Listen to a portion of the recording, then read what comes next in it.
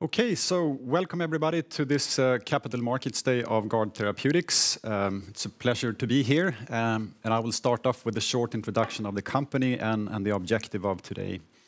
So I think the main objective is, of course, to give you a more comprehensive overview of the company, to put things into context, to review the science, to review the current stage of development, but also providing a roadmap going forward. So I think bringing all these different aspects together, it's important and should hopefully provide an in-depth understanding of what we're doing and also where we're heading. Of course, it's a pleasure to enjoy a face-to-face meeting here, but we should also recognize we have a majority of the listeners online, so of course I would like to welcome them as well. This is the disclaimer principle stating that this is no pre-marketing activity and this is by no means any financial offering. So going to the key speaking points and the main agenda points today, looking at Guard Therapeutics at a glance. So we're a clinical stage biotech company located here in Stockholm, Sweden. We actually started the first clinical study in 2019. The main asset we have in clinical development, the lead investigational drug, is called RMC-035, sometimes also referred to as Rosgard. You will hear more about the preclinical program. We think we've done a very robust and solid job in terms of characterizing the molecule. We think this is also a key strength and really adds to the overall value proposition that the drug seems to be efficacious in a lot of different types of animal models.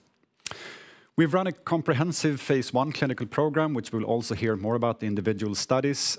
Those includes 4 different studies in 3 different patient populations. More recently, in April, we had the first patient randomized in a large global phase 2 study called the Akita study. This is a significant undertaking where we plan to include nearly 300 patients. So even in the Nordic ecosystem of bigger companies, this is a very important study, not only a hallmark study for Guard, but also I think a very important contribution to the scientific community in this field. We know that cardiac surgery, acute kidney injury, which is the main focus for us right now, that provides a big market opportunity with more than $1 billion as addressable market. There are no approved therapies, which of course is good for us, and these market projections are of course driven by the high number of patients that we will also speak to. We also recently initiated a second clinical program in kidney transplantation, so we have a small ongoing phase 1b study, which we'll also discuss in more detail, with the main objective to make us phase 2 ready also, and I think that also tests us to the belief of the molecule and that we actually have a viable molecule in this patient setting. Guard Therapeutics is a listed company on the Nasdaq First Growth North Market. By end of June, we had a market cap of 325 million. I think that's roughly about 280 million right now. Of the cash position was 150 million. It's also a pleasure that we have a distinguished guest speaker, Professor and Dr. Alexander Sarbok, who's a professor of anesthesiology and intensive care at the University of Minster. He's also running and a director of the anesthesiology, operative intensive care and pain therapy at Minster University Hospital. And I've been working with Alex in multiple different capacities, so he's truly one of the most recognizable global key opinion leaders in this field, with a large academic interest, which includes AKI, but also sepsis and general organ protection in the context of acute medicine and emergency medicine. So he's the author of more than 150 scientific paper and book chapters, high-impact journals. And we also are really happy that Dr. Sarbok is the principal investigator for the phase 2 Akita study. We also have a couple of speakers from Guard. So in addition to myself, we have Michael Roche, who joined us as Chief Medical Officer by 1st of January this year. Michael Roche has a long-lasting experience both in the nephrology space and the transplant space, recently being actually responsible for executing one of the largest development programs ever conducted in the nephrology space, all the way up to market approval in a different program. We also have Peter Gilmore, who's a CSO and head of preclinical science, with a long-lasting relationship, I should say, with AstraZeneca, but also with Astellas, working as a preclinical toxicologist and pharmacologist, and which has also been instrumental now when we move the clinical development program forward. So this is the agenda for today. So we will kick off with Professor Sarbach giving a talk on an intensive care physician's perspective on AKI, and I think this will really be a more generalized description of AKI and putting that in a lot more broader context than just the drug development program. We will then switch to Peter Gilmore, who will speak about RMC-035, the science, the data that's behind the molecule, and also some more recent pharmacology data that's been generated to support the clinical development program.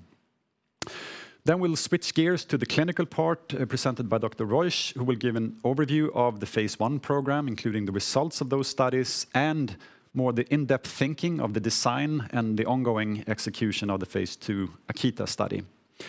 We'll thereafter have a short coffee break, and then we switch gear a little bit to the second part, which is more looking into the future, where we describe the overall, on a high-level strategy in kidney transplantation that we think is a good opportunity for this molecule.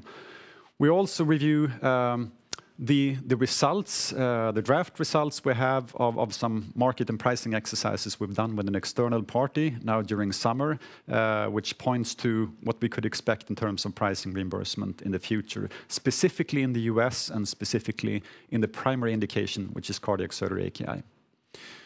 So then I will round off the day and summarizing this, and we'll go into Q&A session. I think we open up in the interest of time. We will still allow for maybe 1 or 2 questions that are directly related to the preceding presentation, but you will, be sure that you will have some time to also ask more questions in the general Q&A session at the end. So with that, I'm happy to introduce Dr. Sarbach, who will give you the overview of AKI. So please, Dr. Sarbach, feel free and the floor is yours. Thank you very much, Tobias, for the kind introduction. So in the next 25 minutes, I'm supposed to talk about acute kidney injury in the context of cardiac surgery. I'm an anesthesiologist and intensivist by training, and we see cardiac surgical patients during the whole perioperative period. So we see the patients the first time when they are admitted to the hospital. Here we have the chance to examine the organ function, including the kidneys, and then the next time we see the patient is during the operation. And here we do a lot of stuff that we believe is good for the patient. We transfuse red blood cells to avoid anemia or treat anemia, and we try to avoid a hypotension because it is known that this is associated with worse outcome. And the next time we see the patient is in the ICU and we take care of the patient. I will talk about cardiac surgery associated AKI, and the major injury occurs during the operation and the diagnosis is made on the ICU. Here you see the outline of my talk. First of all, I will talk about acute kidney injury in general. Then I will talk specifically about the pathophysiology of cardiac surgery associated AKI. And then I will talk in general about the definition of AKI. I will talk about 2 functional biomarkers, serum creatinine and urine output, and will highlight the limitations of these 2 functional biomarkers. And then I will talk about factors that influences the incidence of cardiac surgery associated AKI. And in the last part, I will talk about consequences of cardiac surgery associated AKI, because this syndrome is associated with an increased morbidity as well as mortality after cardiac surgery. Acute kidney injury is defined as an acute and reversible loss of the excretory renal function. Several studies have been shown that AKI is associated with an increased short and long-term morbidity as well as mortality. A certain amount of patients, 30% of the patients who survive an episode of AKI, develop chronic kidney disease and end-stage renal disease. Some patients of these 30% who survive an episode of AKI and develop an end-stage renal disease require dialysis for the rest of their life. And this is also associated with worse outcome and is, of course, a huge burden for the healthcare system. And that's the reason why AKI after cardiac surgery is such an important complication.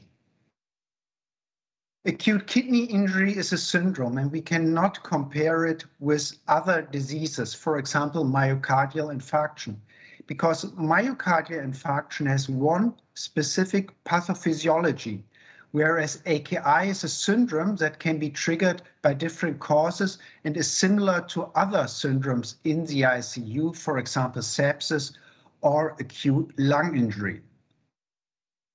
AKI is a syndrome that usually occurs in the presence of other acute illness, such as sepsis, heart failure, and after surgery.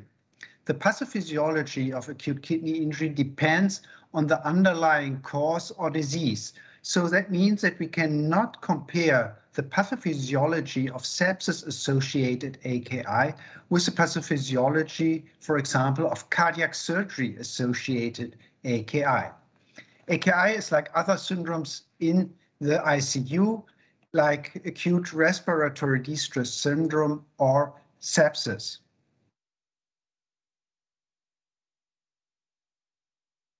Next slide. Now I will talk specifically about the pathophysiology of cardiac surgery-associated AKI.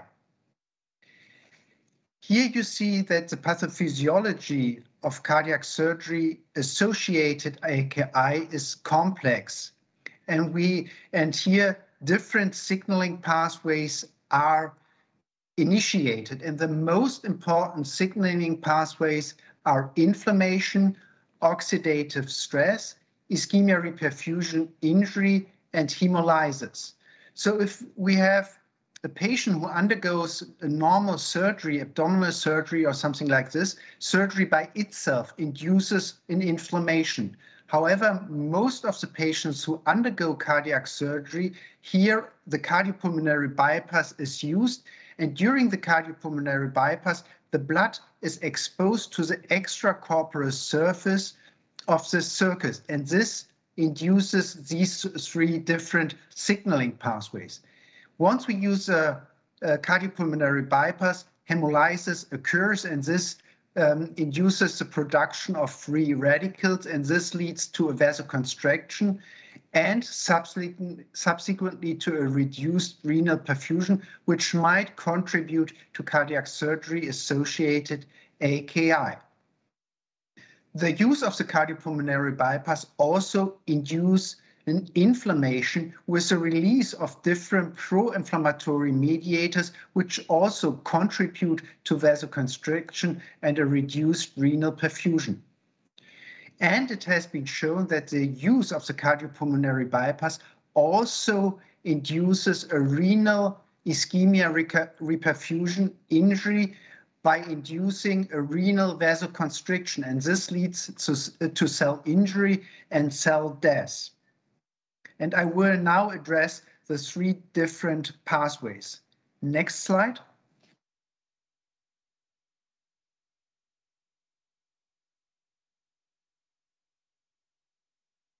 Next slide. Now I only see a white slide with nothing on it.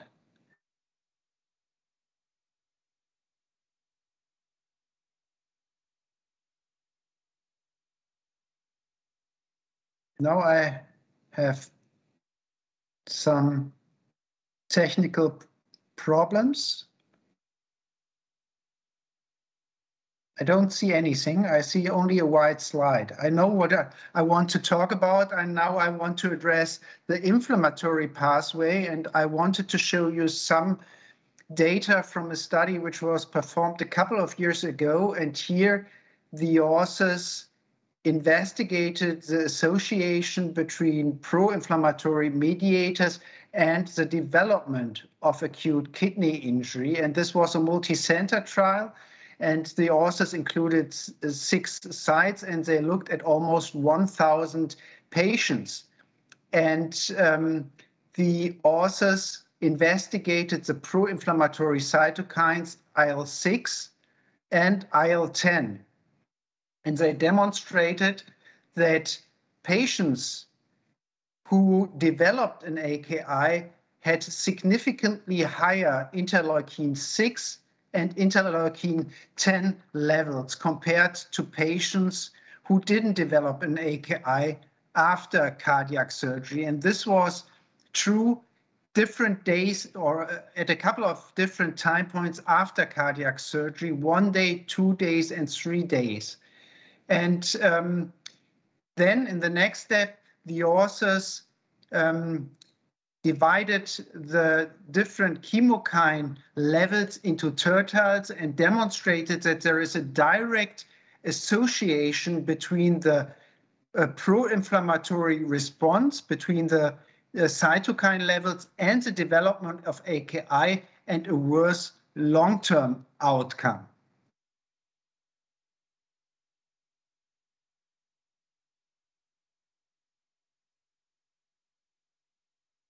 So maybe, is it possible that I share my screen?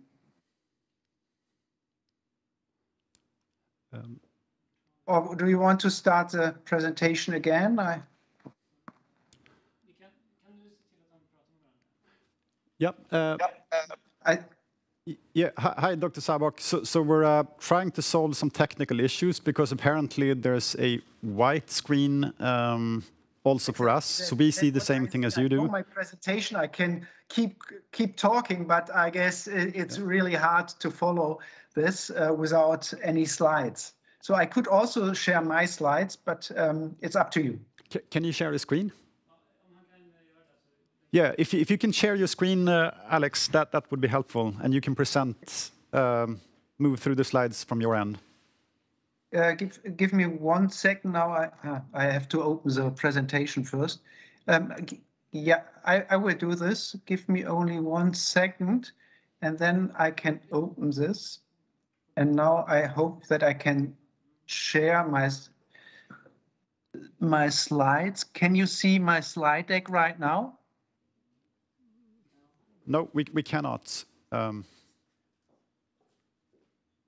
Okay, because I shared it.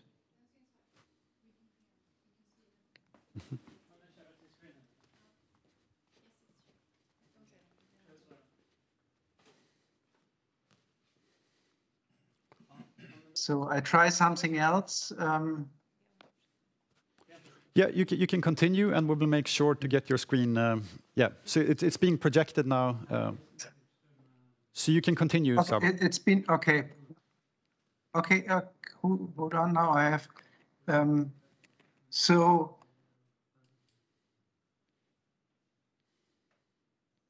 yeah, I missed some slide. Yeah. So here I stopped. I think you also. I hope that you all saw this slide. So here the 3 different pathways are really important: inflammation, oxidative stress, ischemia, reperfusion, and hemolysis. And now I talked about the inflammatory pathway, and I talked about this study. Here the authors show that the plasma interleukin-6 and 10 concentration predict acute kidney injury and long-term outcome. And I already summarized this. So the inflammatory response is associated with the development of AKI and long-term mortality. And this is the second pathway, probably the most important pathway, that's the renal ischemia reperfusion injury. This is a small, very small study, but very elegant study. Here the authors demonstrated that the use of the cardiopulmonary bypass induces renal vasoconstriction. Here they looked for the systemic oxygen delivery. That's the upper line, as you can see here. Maybe you see the cursor, it's the upper line. And they demonstrated that the initiation of the cardiopulmonary bypass didn't change the systemic oxygen delivery. But then in the next step, they also looked for renal oxygen delivery. That's the line below. And they demonstrated that the initiation of renal of cardiopulmonary bypass significantly reduced renal oxygen delivery, suggesting that the cardiopulmonary bypass induces a renal vasoconstriction. And they also looked for other outcomes. Here they demonstrated that the initiation of the cardiopulmonary bypass also increases the renal vascular resistance, reduces renal blood flow, and decreases the renal oxygen delivery. And this was associated with an increased renal oxygen extraction. So when the kidneys get less oxygen, they use the oxygen that they get, so the extraction goes up. And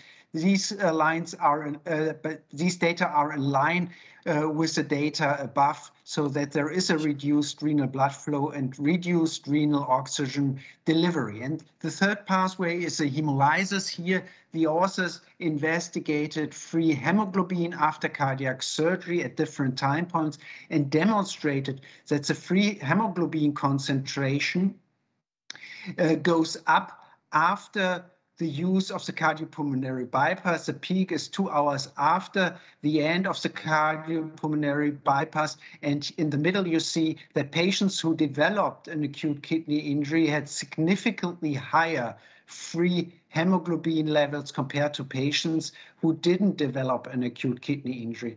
And on the right side, the authors directly looked whether there is a direct correlation between the free hemoglobin levels and the tubular injury.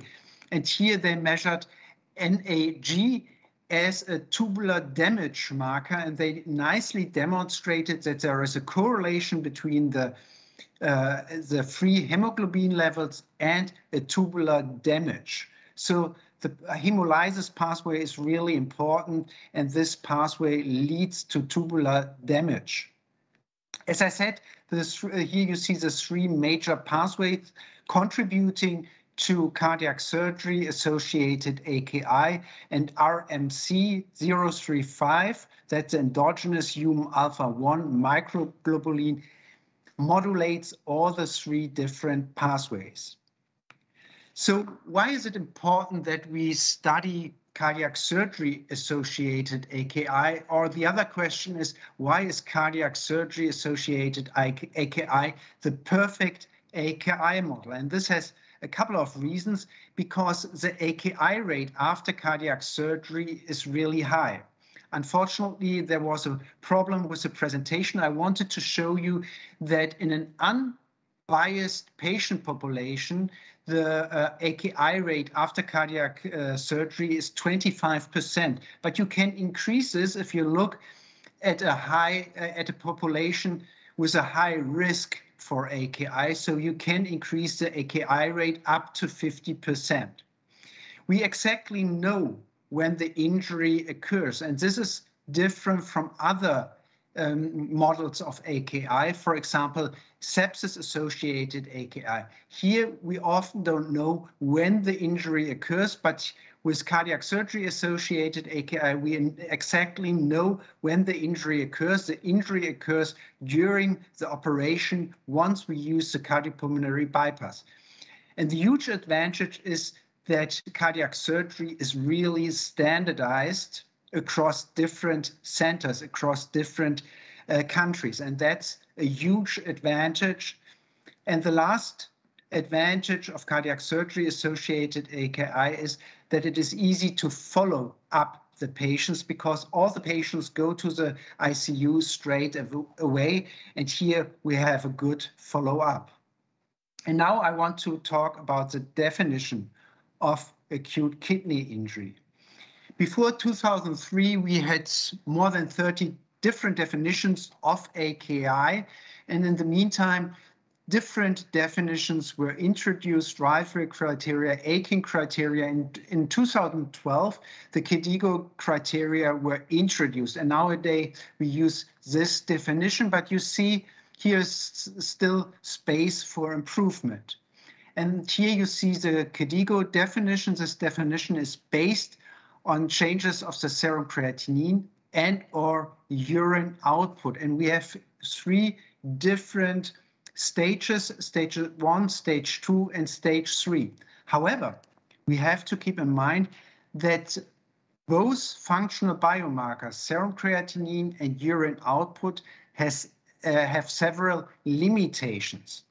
And the one limitation of the serum creatinine is that it has a low sensitivity. And you see this here on this slide. We can lose up to 50% of the kidney mass before the serum creatinine goes up. So normally we have a glomerular filtration rate of 120, and the glomerular filtration rate can go to 60 without an increase in the serum creatinine level. If we go below 60, then the serum creatinine level increases. Above this, we talk about a creatinine blind area. And the other problem with the serum creatinine is that this functional biomarker is influenced by other factors, for example, by muscle mass. And this was nicely shown in this study by John Prowl. Here, John Prowl and colleagues demonstrated that patients, when they were discharged from ICU, doesn't matter whether they developed an AKI or whether they didn't develop an AKI, had lower serum creatinine levels at ICU discharge compared to the baseline serum creatinine levels. How can we explain this? That's easy to explain. The serum creatinine levels are influenced by the muscle mass. And patients who are admitted to the ICU often lose muscle mass. And that's the reason why the eGFR, based on the serum creatinine in critically ill patient, overestimates the kidney function, as you can see here on the right side. However, the urine output has also some limitations. The urine output has a low specificity. And that's the reason why a lot of physicians neglect this functional biomarker. But that is wrong, as shown in this study. The table is quite busy, but I will walk you through. On the x-axis, you see the severity of AKI based on the urine output. And on the y-axis, you see the severity of AKI based on an increased serum creatinine. So if we have a patient with a severe AKI based on a decreased urine output, the mortality rate is 17.7%. If the patients develop a severe AKI based on an increased serum creatinine level, the mortality rate is 11%. However, patients who meet both criteria here, the mortality rate goes up to 51%. And the conclusion of this trial is the risk of death or renal replacement therapy is greatest when patients meet both the serum creatinine level and urine output criteria for AKI, and when these abnormalities persist. Here, the limitation of this study I just showed you is that it was in a general ICU population, and we investigated this separately for patients undergoing cardiac surgery, and for this we used a database from Pittsburgh. And here you see exactly the same table. It's quite busy, and I will walk you through. On the x-axis, you see again the severity of AKI based on a decreased urine output. And on the y-axis, you see the severity based on an increased serum creatinine. Here we used as an outcome MAKE 90 at 180 days. MAKE 180 is a composite endpoint consisting of death, dialysis-dependent, and persistent renal dysfunction. And here you see that patients who didn't develop an AKI had a MAKE 180-day rate of 4.5. And this doubled up to 9.71% in patients who developed a severe AKI based on a decreased urine output. And here's the difference to the general ICU population. Patients who developed a severe AKI based on an increased serum creatinine, here the MAKE 180-day rate was 66.6%. However, you have to acknowledge that only a minority of patients develop a severe AKI based on an increased serum creatinine. Only 0.1% develop a severe AKI based on an increased serum creatinine level. Acute kidney injury is a continuum that starts with an increased susceptibility and ends with an organ failure. An increased risk and kidney damage are clinically silent. We cannot use the functional biomarker serum creatinine and urine output to diagnose an increased risk and kidney damage. If we have a disease progression and the GFR goes down, then we can use the functional biomarker serum creatinine and urine output to diagnose and stage an AKI. But not only the severity is important for the outcome, but also the duration of AKI. And this was nicely shown in a prospective trial. Here they looked at more than 35,000 patients. And in the upper right panel, you see that the severity influences the mortality. So patients who develop a mild AKI, here the red line, have a better outcome compared to patients who develop a severe AKI, that means stage 3 AKI. That's nothing new. This has been shown in several patient cohorts, and this is also true for patients who undergo cardiac surgery. But in this study, the authors also looked for the duration of AKI, and they demonstrated that patients who develop a transient AKI, an AKI that lasts less than 2 days, had a significantly better outcome, a better survival compared to patients who developed a persistent AKI. And this was defined as an AKI that lasted for more than 7 days. And this is also nicely shown in this figure. If you develop a transient AKI, AKI that lasts less than 2 hours, the AKI severity doesn't matter. It doesn't influence the mortality rate. However, if you have a persistent AKI that lasts longer than 7 days, here the severity of AKI directly influences the mortality rate, the bars in yellow. And now I want to talk about factors that influences the incidence of cardiac surgery associated AKI.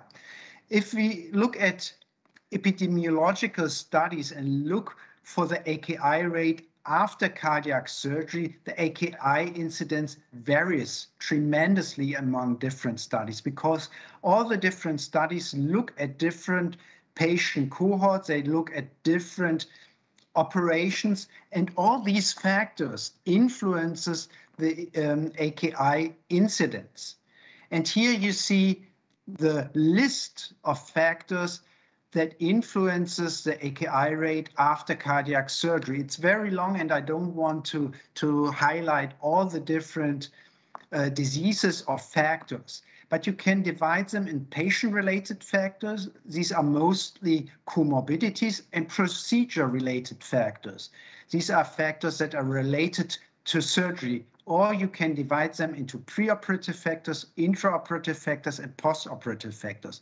Whereas preoperative factors are similar to patient-related factors, and the most important factors here are comorbidities like diabetes mellitus, hypertension, and chronic kidney disease, as well as a decreased ejection fraction. And then there are procedure-related factors, that means intraoperative factors. Here, the cardiopulmonary bypass time is very important because prolonged cardiopulmonary bypass time is associated with an increased AKI rate. So that's the reason why the type of surgery also influences the AKI rate. And we can combine, of course, different comorbidities to enrich a patient population for clinical trials. So if we look at a patient population with a high risk, these patients have a very high cardiac surgery associated AKI rate, and we can use different scores. And the most evaluated, or the best evaluated score, is probably the Cleveland Clinical Foundation score. This score was published back in 2003, and the authors used 33,000 patients undergoing cardiac surgery at the Cleveland Clinic. And the primary outcome was not only AKI. They looked at the severest form of AKI for AKI that required dialysis. And they had a development cohort. They looked here, they developed the score by using 50,000 patients, and then they evaluated the score in another patient cohort of 17,000 patients. And here on the left side, you see the score. The score consists of different risk factors. And for each risk factor, you get a certain amount of points.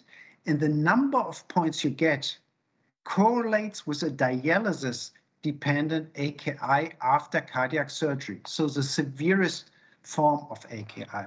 And you can see here, if you have a score of 6 to 8, you have a 10% probability to develop a dialysis-dependent AKI. And they also validated this in the validation test set, and here the area under the curve. So the predictive value is very good. It's 0.81. If you flip a coin, the predictive value is 0.5, so the area under the curve is 0.5. And for an ideal biomarker, which doesn't exist in medicine, the area under the curve would be 1.0.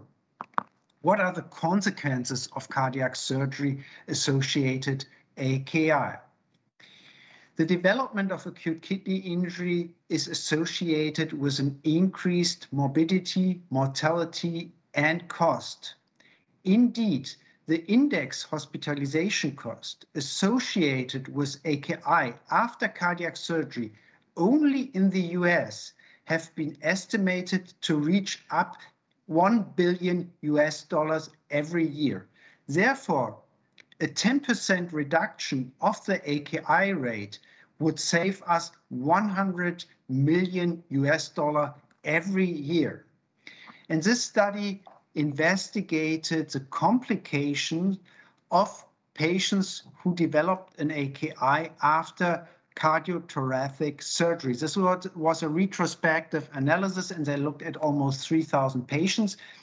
And the publication is the paper was published back in 2009, and that's the reason why the authors used the rifle classification to diagnose and stage an AKI.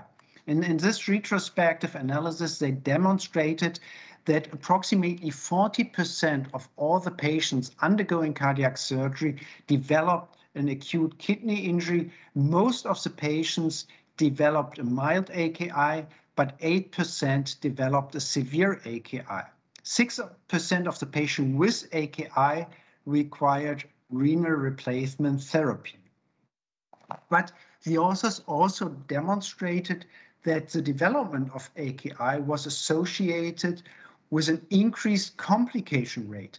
And they demonstrated that patients who developed an AKI after cardiac surgery had an increased stroke rate. The patients were longer on mechanical ventilations, and the sepsis rate was significantly increased in patients who developed an AKI after cardiac surgery compared to patients who didn't develop an acute kidney injury.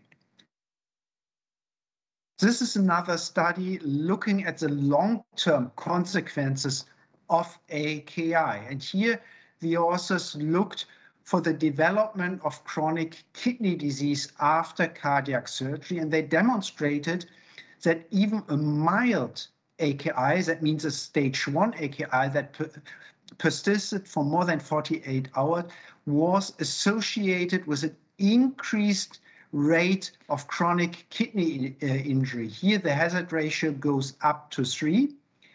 And patients who develop a moderate or severe AKI that lasted for longer than 48 hours, here the hazard ratio even goes higher. Here the hazard ratio is 13.36. So the development of AKI has long-term consequences. A lot of people develop chronic kidney diseases, and some people develop end-stage renal disease requiring renal replacement therapy. This is another study looking for chronic kidney disease and mortality in patients who developed AKI after cardiac surgery, but fully recovered from AKI. This is a propensity score matched analysis, and they looked at 1,600 patients, and they demonstrated that patients who developed AKI after cardiac surgery and fully recovered has an increased hazard ratio for death and de novo CKD. The hazard ratio for death was 1.48, and for de novo CKD it was 1.91. But AKI is also associated with other complications. Here in this retrospective analysis, the authors demonstrated that AKI after cardiac surgery is associated with an increased susceptibility to infection. They looked at almost 25,000 patients undergoing cardiac surgery, and the primary outcome was the incidence of severe infection, whereas severe infection was defined as sepsis as well as pneumonia. On the right side, you see that the infection rate was really low in patients who didn't develop an acute kidney injury. It was 1.6%, and the infection rate goes up to 23.7% in patients who developed an AKI not requiring renal replacement therapy, but it even went higher in patients who developed AKI requiring dialysis. Here, the infection rate was almost 60%. And with this, I come to my conclusions. The pathophysiology of cardiac surgery-associated AKI involves different mechanisms. The main mechanisms or the main pathways are inflammation, ischemia reperfusion injury, and hemolysis. Cardiac surgery-associated AKI is a common complication after cardiac surgery and ranges between 15 and 16% based on the patient population we look and the type of surgery we are looking at. Several factors influence the incidence of cardiac surgery-associated AKI, including the type of procedure and comorbidities, and cardiac surgery-associated AKI is associated with an increased morbidity and mortality, and at this moment, there is no specific therapy available to prevent or treat cardiac surgery-associated AKI. Thank you very much for your attention, and I'm happy to take your questions. Thank you very much, Professor Sarbuk. So, do we have any questions from the audience here that I can take? Yeah, go ahead, and I will repeat your question also. Given that there's so many factors influencing the incidence of AKI related to surgery, patient status, etc., etc. You had these slides with a number of different things. Do you see big differences between hospitals and clinics in terms of how big this problem is in terms of the AKI incidence? Okay, so the question is if we see a big difference between different hospitals in terms of, sorry, yeah. Do we see a big difference in different hospitals? No, if you look, yeah, okay, thank you very much for the question. So if you look at the same patient population, that's the main point, then you don't see a huge difference among the different hospitals. And that's an advantage of cardiac surgery because, as I said before, the whole procedures are standardized. So that's the reason why we don't see a huge variability among different hospitals, but you always have to look at the same patient population with the same comorbidities and the same type of surgery.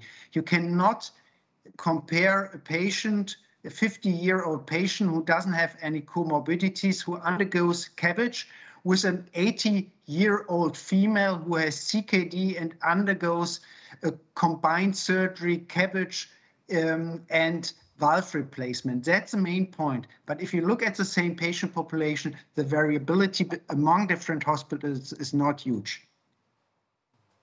Does this answer your question? Yeah, great. Thank you. Okay. And another one? Inflammation in cardiovascular system is something that's a very hot topic nowadays.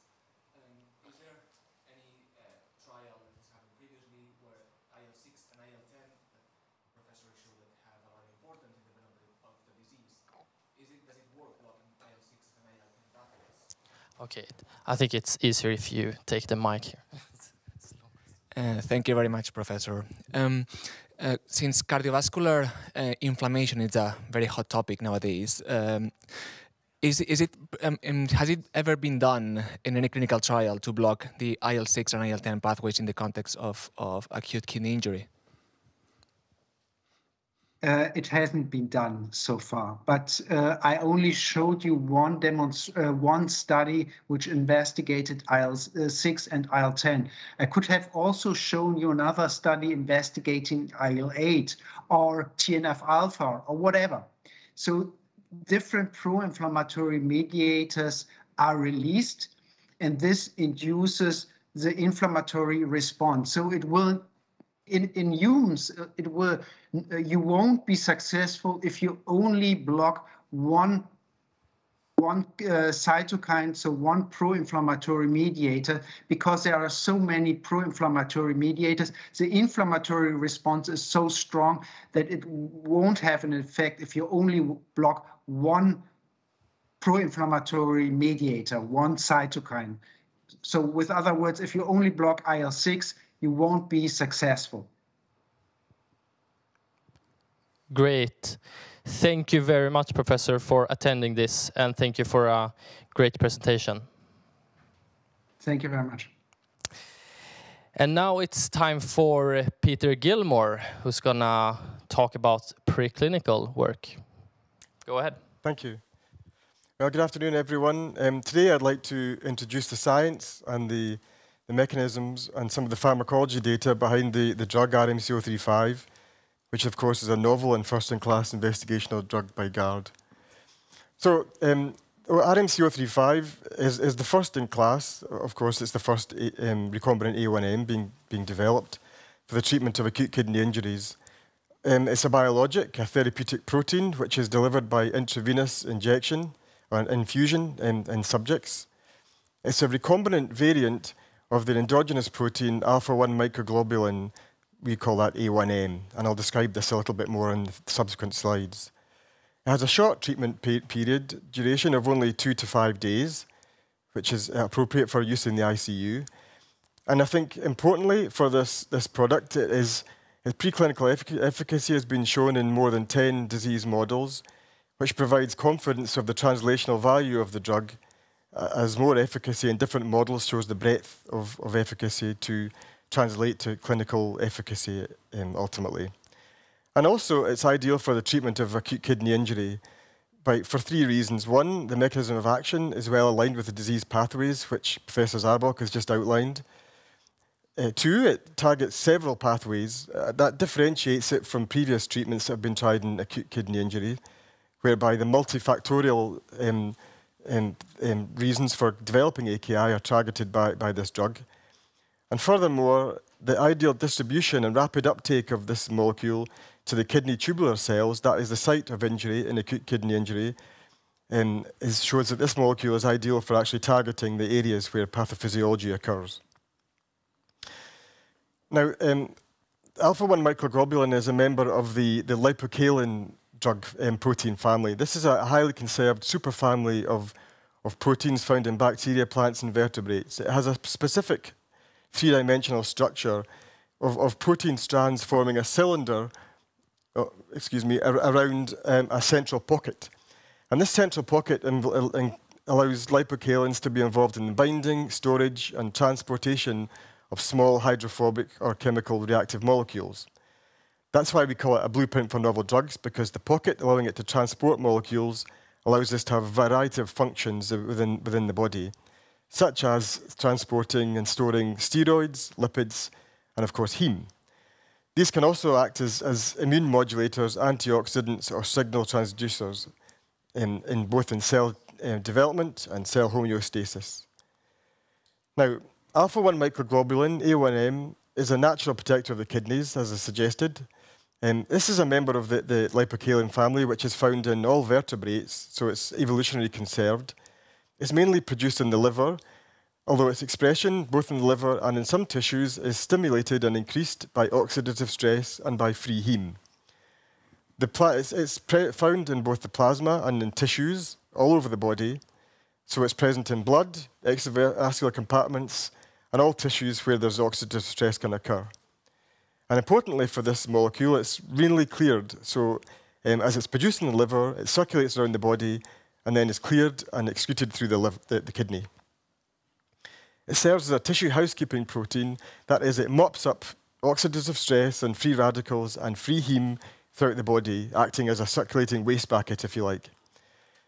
Its biochemical structure that I've mentioned, the three-dimensional cylindrical shape, facilitates multiple mechanisms of action, which differentiates this from other previous candidates.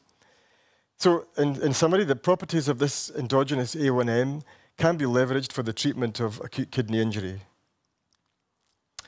Unfortunately, A1M itself is not appropriate for developing as a drug due to its physichem properties. So RMC-035 has been designed and developed by GARD as a first-in-class drug based on this alpha-1 microglobulin structure. The RMC-035 itself has been engineered to become druggable. That is, it has 3 point mutations that allow this to be synthesized with an improved solubility, has an N tag, a tag at the end of the protein, which gives it more stability and solubility within the body and externally as you store it as a drug. And it also lacks glycosylation of the manufactured, as it's manufactured in E. coli and not endogenously in the humans. So RMC-035 has improved phys-chem properties, but has a retained potency compared to the endogenous A1M protein. So how does RMC-035 work? We've mentioned earlier on that it has a multi mechanisms of action, and there's 4 primary multiple mechanisms of action here. Firstly, it has a reducing activity. That is, it can reduce 5 to 6 free radicals per individual molecule of RMC-035. It has free radical trapping activity. That is, that it binds the free radicals and stores them within the structure so they don't recirculate as oxidative species. It can bind heme and degrade heme, so it prevents heme actually toxicity as it circulates around the body, and it can bind 2 heme molecules per every molecule of RMC-035. And finally, it stabilizes and binds to mitochondria, and by doing so, it prevents the degradation of function of mitochondria. It retains cell function and prevents an increase in free radicals and oxidative stress around the body. And it does this by a number of different moieties throughout this structure, which are well characterized and well known. This includes a cysteine 34, you can see here in the highlighted there, which has antioxidant and binding properties to allow the functions to work. So the multiple mechanisms of action that RMC-035 are also, as Professor Zarbok has previously mentioned, associated with cardiac surgery, acute kidney injury. There are 2 main aspects of acute kidney injury from cardiac surgery. Firstly, there's ischemia and hypoxia during the surgical and cardiac pulmonary bypass mechanism. And there's also heme injury caused by hemolysis, or red blood cells, and that also occurs during the cardiopulmonary bypass. So the downstream consequences of renal ischemia and hemolysis are that there's a surge of toxic free radicals, an oxidative stress within the kidney, if you will. There's a reduced reductase activity capacity within the tissue, as naturally occurring reducing molecules are reduced by the oxidative stress. There's a surge of circulating free heme, which of course is toxic to tissues. And also there's mitochondrial dysfunction and renal tubular cell death occurring through this renal ischemia and hemolysis profile. Ultimately, these mechanisms catalyze the occurrence of acute kidney injury, and which is not actually an inflammatory disease. The kidneys are relatively clean in acute kidney injury, but the RMCO35 works downstream and before the activation of inflammation, and this is a key feature of acute kidney of RMCO35 activity in acute kidney injury. So I'd like to just exemplify some of the mechanisms of action, if I can. Firstly, RMCO35, of course, is a potent reducing agent in vitro. When we incubate oxidized molecules with RMCO35 in a Petri dish in the lab, we can see that we get an increase, a dose-dependent increase in the reduced form of the molecule. This is cytochrome C here. So as you increase the concentration of RMCO35, we have an increase in the reduction activity. And this is also matched when we incubate a synthetic oxidative molecule, ABTS, with an increasing concentration of recombinant alpha-1 microglobulin. We see that we get a dose-dependent decrease in oxidized molecules. So this exemplifies the fact that we have potent reducing activity, and so that reduces oxidative stress and free radicals. If we look at the antioxidant potential of RMCO35 in cell cultures, we can see that reactive oxygen species damage human kidney cells, and we can see this here by looking at cell viability of kidney cells in culture. We can see that with oxidative stress caused by Fenton chemistry, we have a complete decrease of the cell viability. But as we increase the concentration of RMCO35 in this activity, we can protect these cells from oxidative stress and retain their viability. So RMCO35 scavenges reactive oxygen species and protects these cells in culture.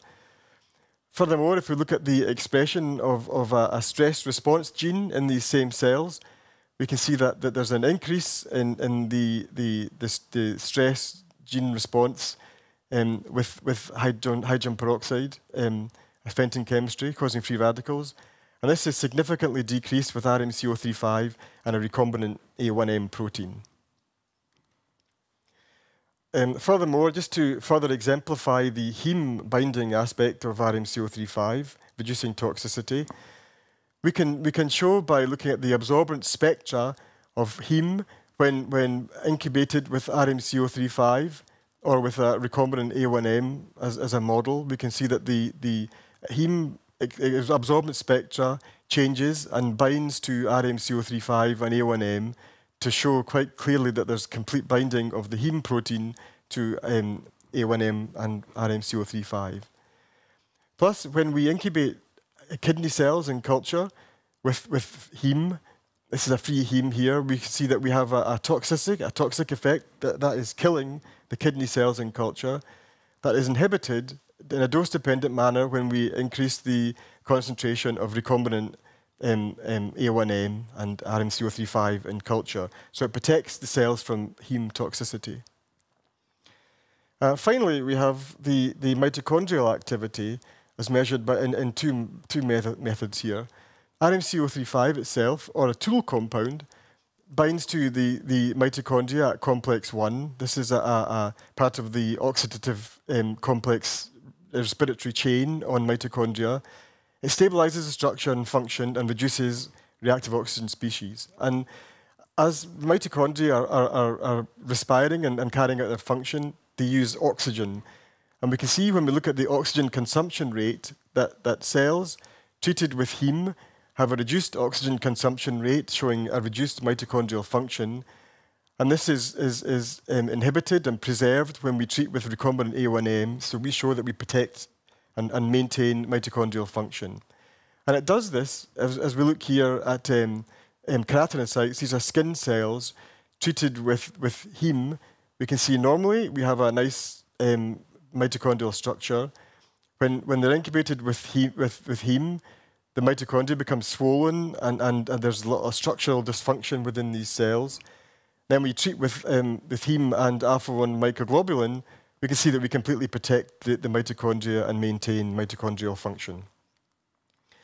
So with the mechanisms exemplified there, I'd like to show the pharmacology and the pharmacokinetics and toxicology of the non-clinical program.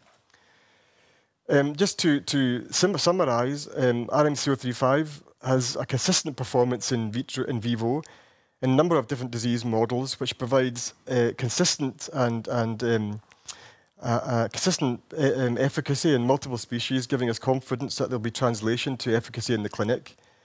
It also protects in acute kidney injury in several non-kidney relevant disease models.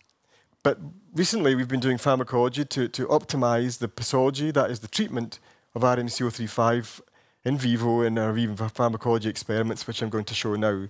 That is, we've done dose-finding experiments. We've looked at the frequency of dosing RMC-035 in vivo. We've looked at the effect of therapeutic versus preventative dosing. We've also looked at the effect of RMC-035 in preventing acute kidney injury on top of existing kidney disease as a model for susceptible patients in the clinic. And I think the most important aspect of the efficacy I think I'm going to demonstrate now is that RMC-035 works upstream of the original kidney injury. That is that we inhibit acute kidney injury in the pre-initiation phase, which is not seen in previous AKI therapies and acts as a new paradigm for treatment of AKI in response to cardiac surgery. And the non-clinical pharmacology package also supports translation into the acute kidney injury as a potential clinical efficacy. So most of the work that we've done to look at acute kidney injury related to cardiac surgery has been done in a rat ischemia reperfusion model. This is the gold standard in vivo model for looking at acute kidney injury. In this model, in the rat, one kidney is completely removed from the rat, and then the second kidney is rendered ischemic by clamping the artery and then allowed to reperfuse, and that's called the ischemia reperfusion model of acute kidney injury.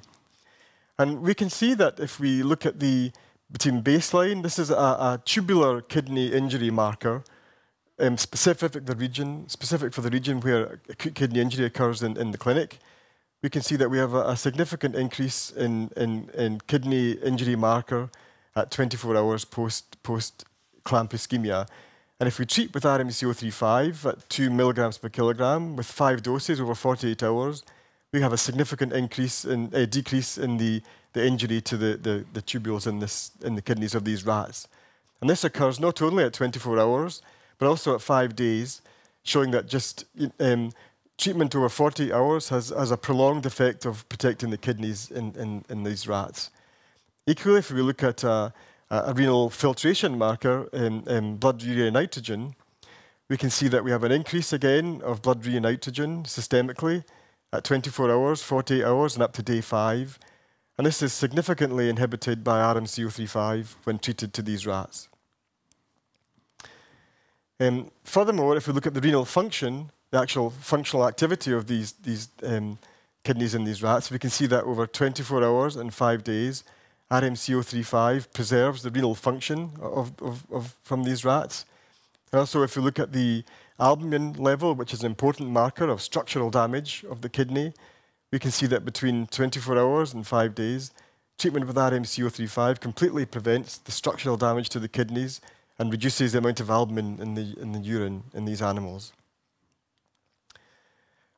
Just to follow on from that, we've looked at the therapeutic dosing and how quickly we can dose RMC-035 after injury. So in these models, it's a similar model to the previous slides, but we treated either initiating the surgery 4 hours post-ischemia or half an hour post-ischemia, so always after the injury has occurred in these rats. And we can see that if you look at the blue bars, the light blue bars shows the protection when treatment is initiated 4 hours post-ischemia, or in the orange bars, treatment which is initiated half an hour after ischemia. And these data show that if you can dose RMC-035 as close to the point of injury as possible, then the amount of inhibition of damage to the kidney is optimized. And this is important when you consider the free heme levels Professor Zarbok showed us in the clinic, which peak at 2 to 4 hours post injury. If we can have drug on board for that period where the heme is a peak, then we can improve the activity of the drug.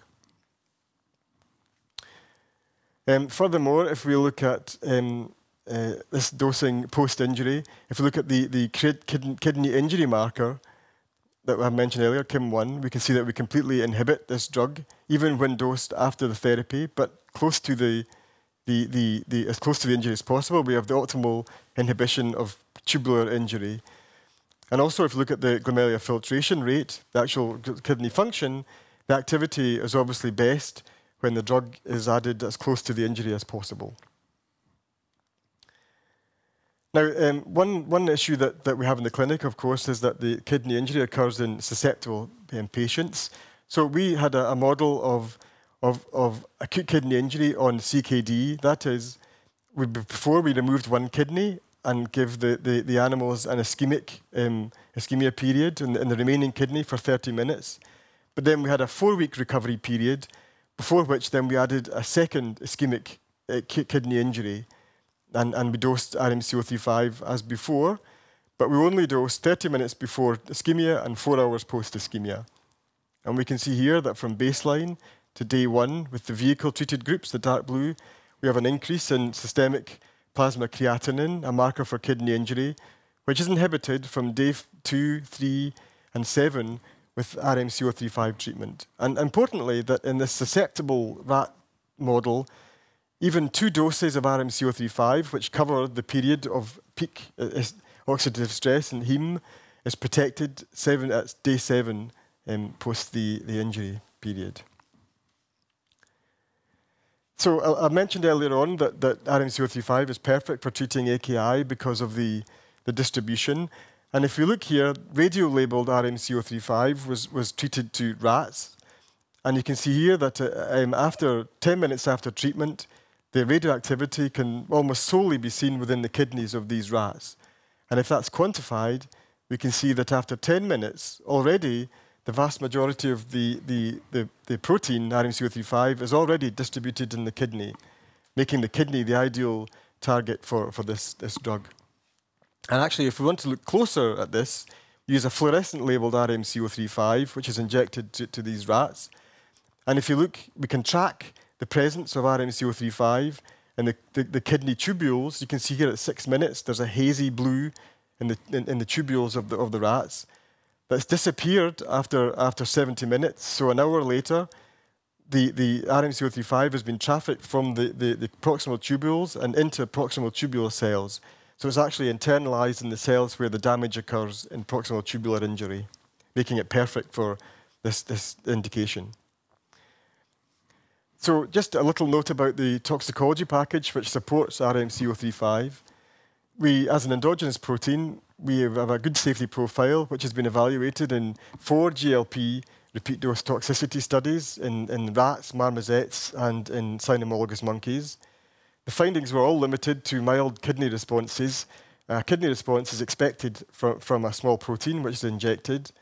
But of course, we have a large margin to any effect with a therapeutic dose that we use.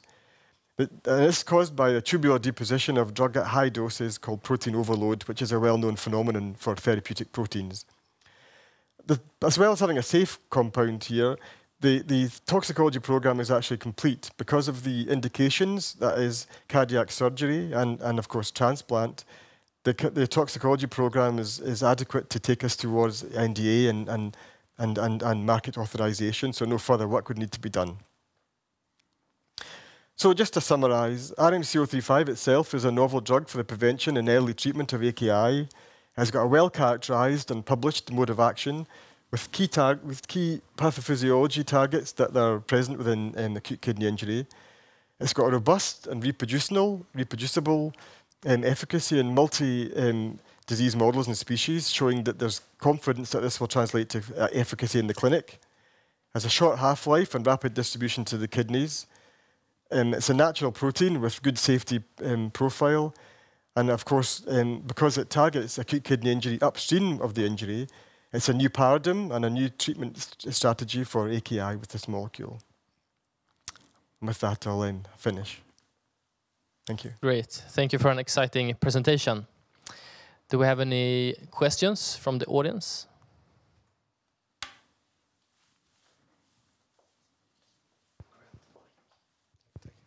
Thanks. What kind of? I mean, I recognize the preference for in terms of targeted action for I mean, the kidney-specific action. What kind of off-target effects, so to say, could you think of? Either direct target effects or secondary effects as a consequence of the body's reaction to the intervention, so to say. Well, so the question there relates to what are the secondary effects that we may have further downstream of our drug. I think I emphasised that we target therapy before the initiation of acute kidney injury, so that is reducing the oxidative stress and the tubular injury. And I think further down the line, once you get past the initiation phase of acute kidney injury, we move into a phase where there's apoptosis and necrosis of proximal tubular cells, which then can result in, of course, a loss of kidney function, but then an inflammatory response subsequent to this. So we hope that and we will show with the efficacy we have in the clinic, that is in the non-clinical species, that is the maintenance of kidney function, that we have to have an effect on preserving the actual structural integrity of the proximal tubules, because we maintain kidney function and we reduce the albuminuria marker in the urine, which is a marker of the loss of kidney structure. So we maintain that. So by doing that, we show that we have a reduction of apoptosis and necrosis of proximal tubular cells.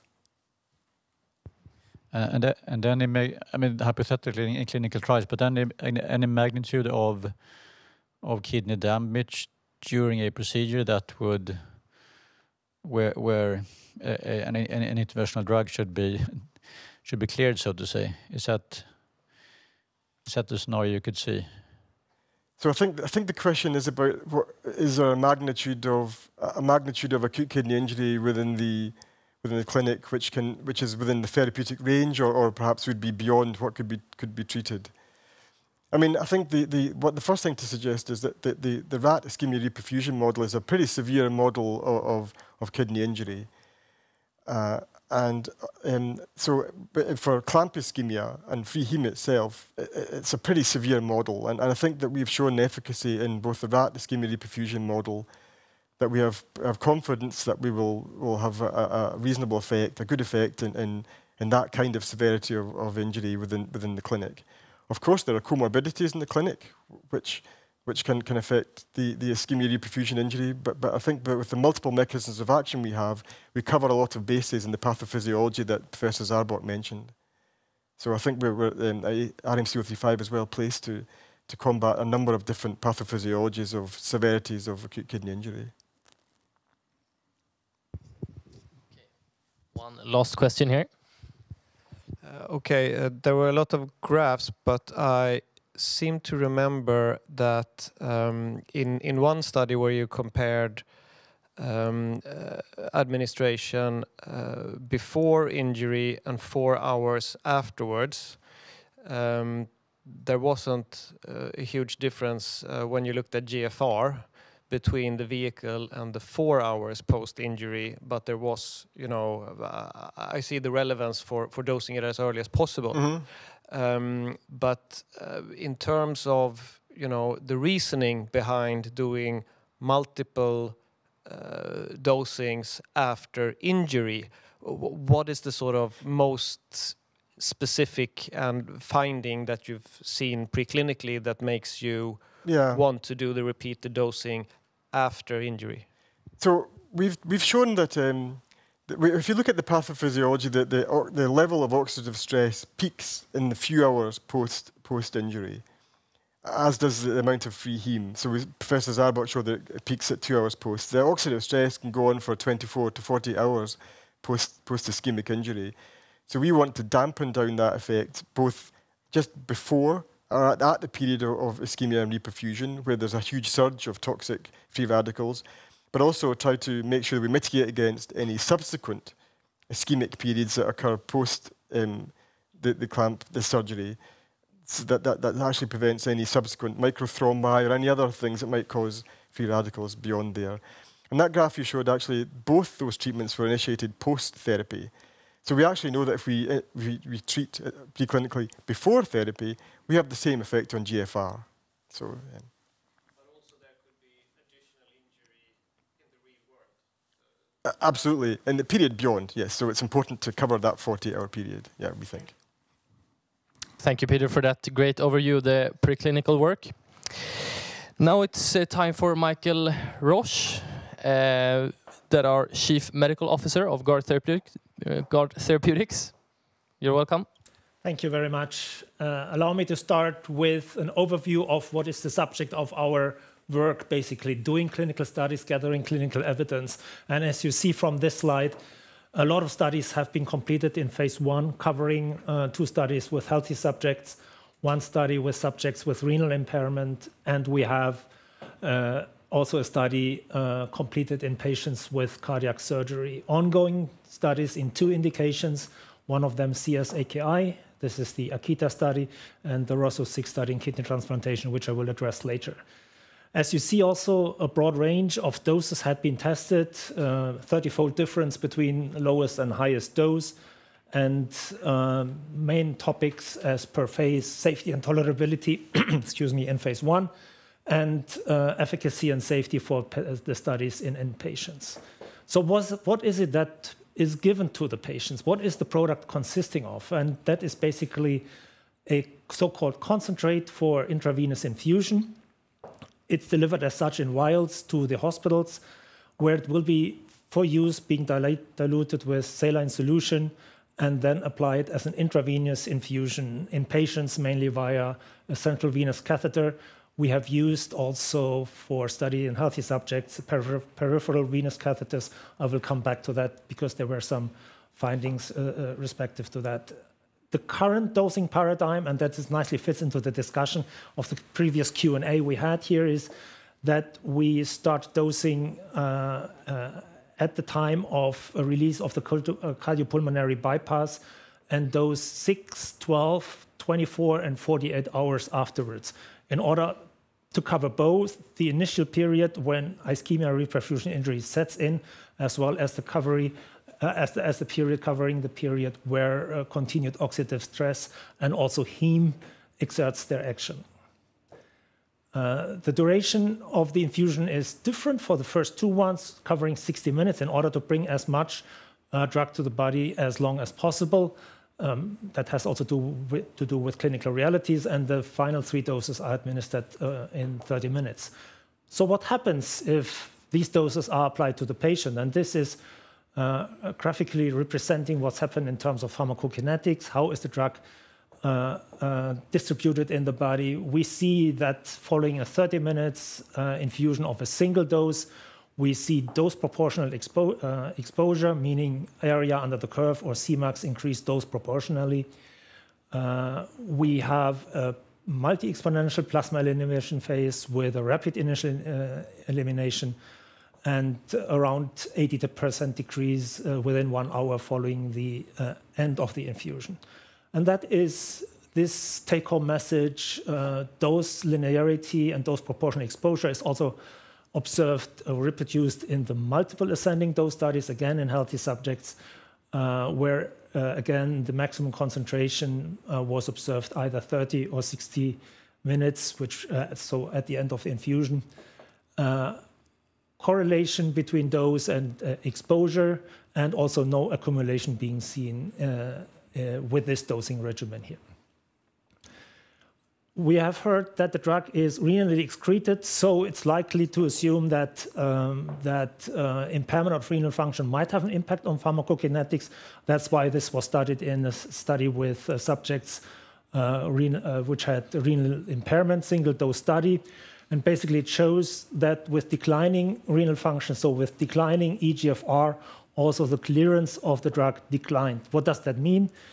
It means that we have to adjust the dose in patients with impaired renal function, because otherwise the exposure, the area under the curve, or the Cmax observed would increase. As a rule of thumb, this exposure approximately doubles when the renal function is reduced by 50%.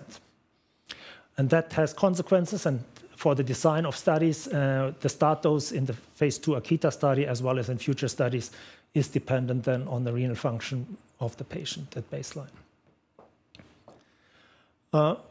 Moving on from pharmacokinetics to safety findings, I think for the early phase 1 studies, what I can say is we have most frequently reported events of nasopharyngitis and headache, which are commonly observed. There is no signal observed picked up in the single ascending dose study, as well as in the multiple ascending dose study, where again headache and nausea were reported. One particularly in the multiple ascending dose study is that using a peripheral venous access, the observation was that accumulation or majority of subjects treated with RMC-035 had experienced some local infusion site reactions, some skin irritancy. That is why we decided that for future studies, the product would be diluted and also be given in patients via central venous access. The renal impairment study, only one adverse event was observed.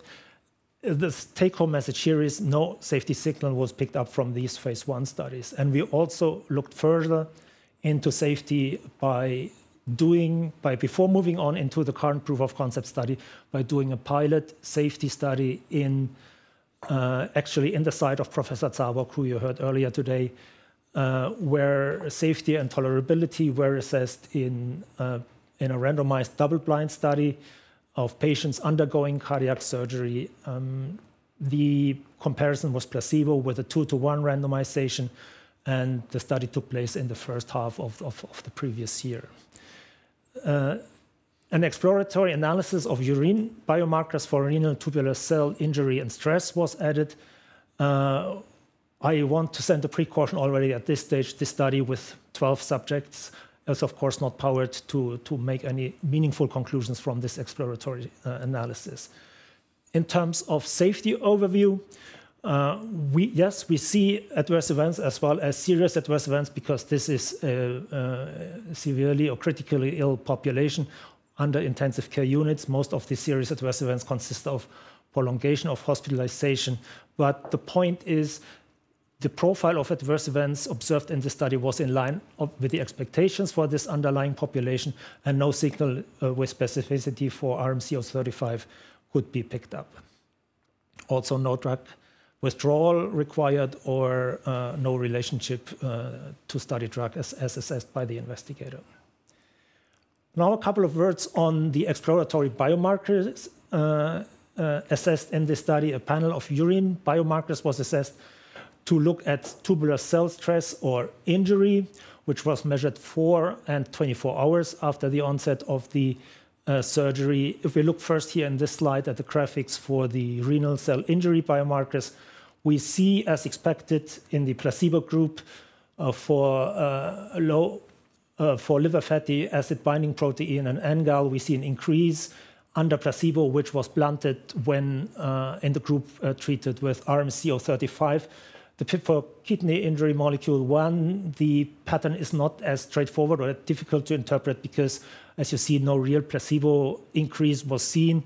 The numerical trend, as with the two others, favors clearly RMC-035. If we look at the markers of cell stress, kidney cell stress, tubular cell stress, IGFB7 and TIM2, also here, and as seen before, a rise in placebo in untreated patients mitigated by treatment with RMC-035. So the conclusion from these two slides is, when using in a small exploratory setting of 8 + 4 patients, we could demonstrate a numerical reduction of these markers in alignment with the mechanism of action as presented by Pete earlier on today. So, take-home message from the phase 1 program is it enabled us to move forward into patients and based upon the proven mechanism of action with preferential biodistribution to the kidney, which makes this product ideal for treatment of acute kidney injury. This is based upon exposures in 52 subjects, be it healthy, renally impaired, or cardiac surgery patients. We have a predictable dose-linear PK profile, no accumulation being seen, requirement of adjustment of dose by kidney function, and the conclusion from the phase 1 program in general, safe and generally well tolerated, with a signal in terms of biomarkers in order to allow us moving forward with the proof of concept study.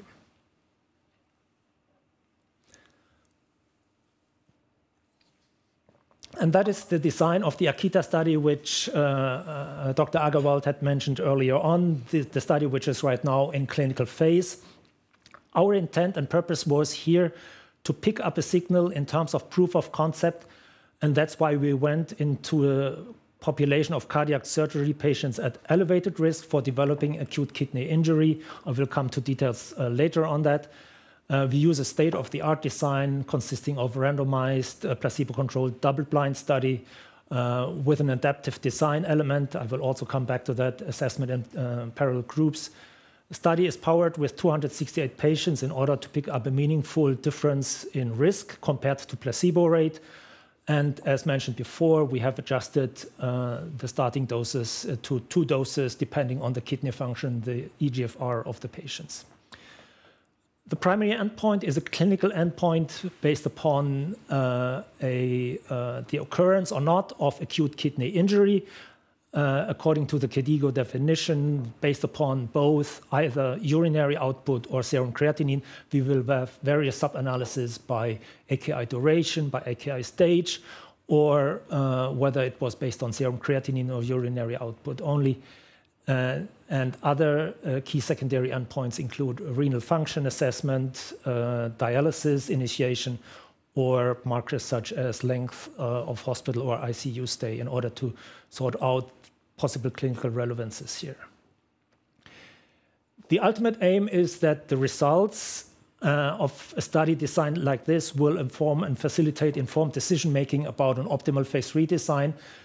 We have a considerable number of patients, 268, which not only allows to look at biomarkers and clinical endpoints in a meaningful way, but also to allow assessment or stratification of patients within relevant subgroups, like, for instance, patients with chronic kidney disease. This is the flowchart of what happens when the patient is enrolled into the study. Key point is, as you see by the orange marks, is the dosing at and immediately following surgery up to 24 hours after the first dose, where the patient is under intensive care observation and subsequently put on regular ward as hospitalization before the patient is being discharged.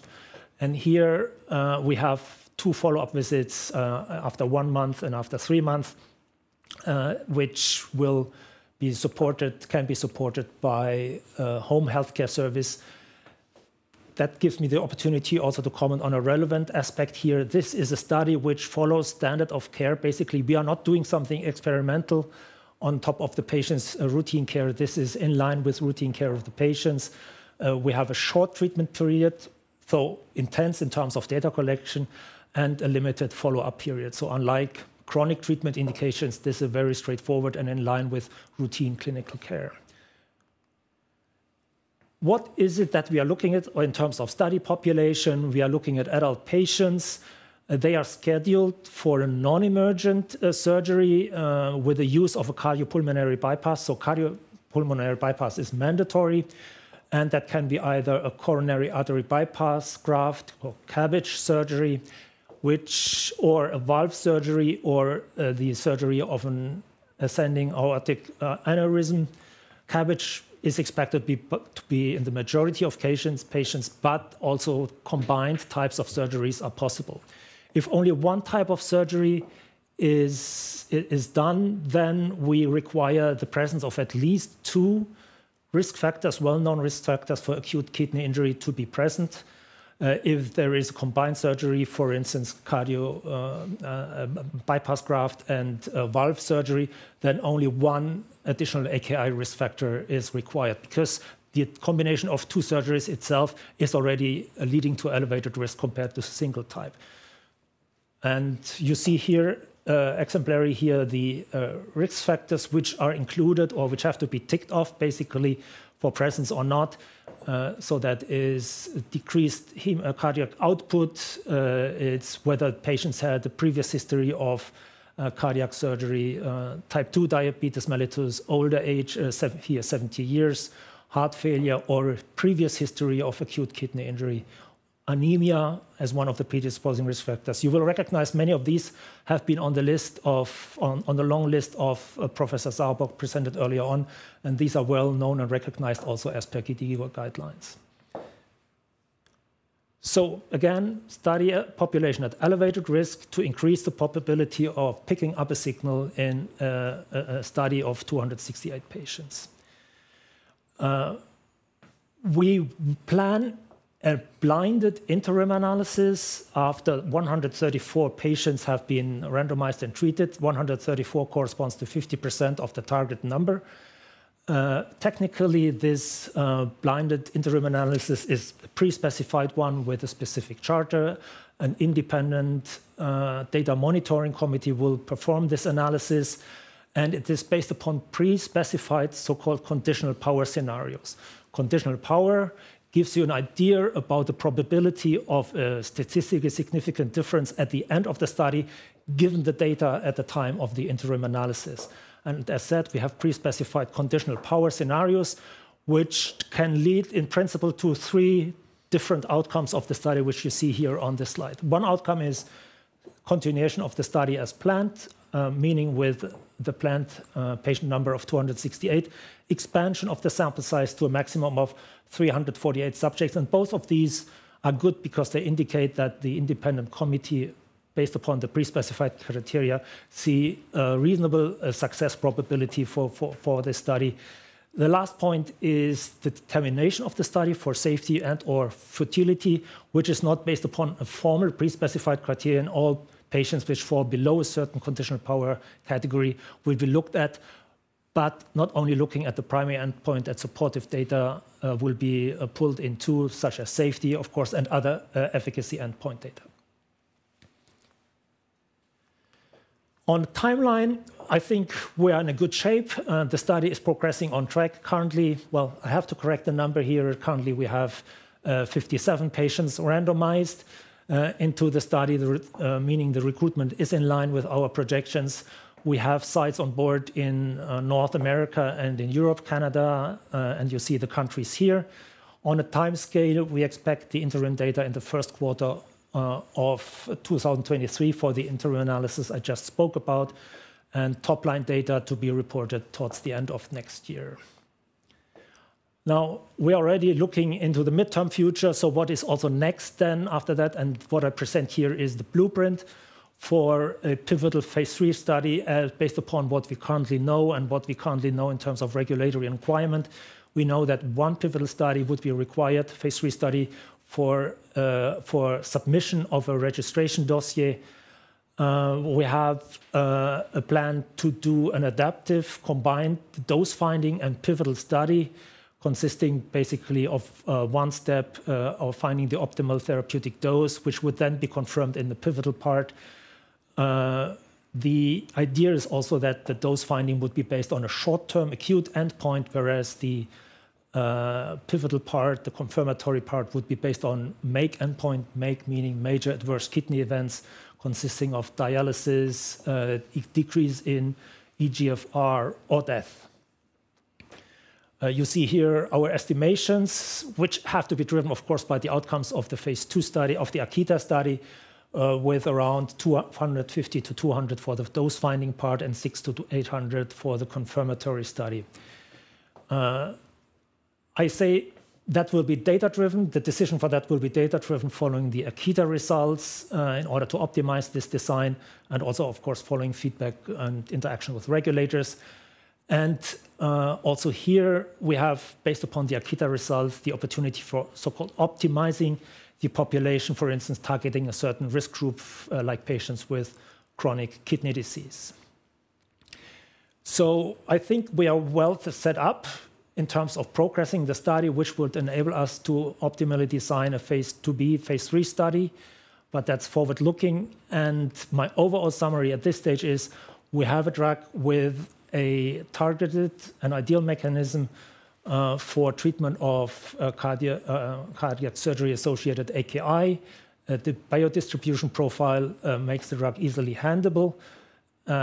We have already a comprehensive phase 1 program, which not only supports cardiac safety, but also transplant, but that will be a subject of the next presentation. We have favorable outcomes on biomarkers. And in terms of timelines, Q1 2023 for the interim analysis and one of the 3 outcome scenarios, full results end of next year, providing the basis then for a full-sized phase 3 study in order to prepare a file. And I think that's what I wanted to share with you, and I'm happy to address open or burning questions at this stage. Yes, thank you, Michael, for a great presentation. Do we have any questions from the audience?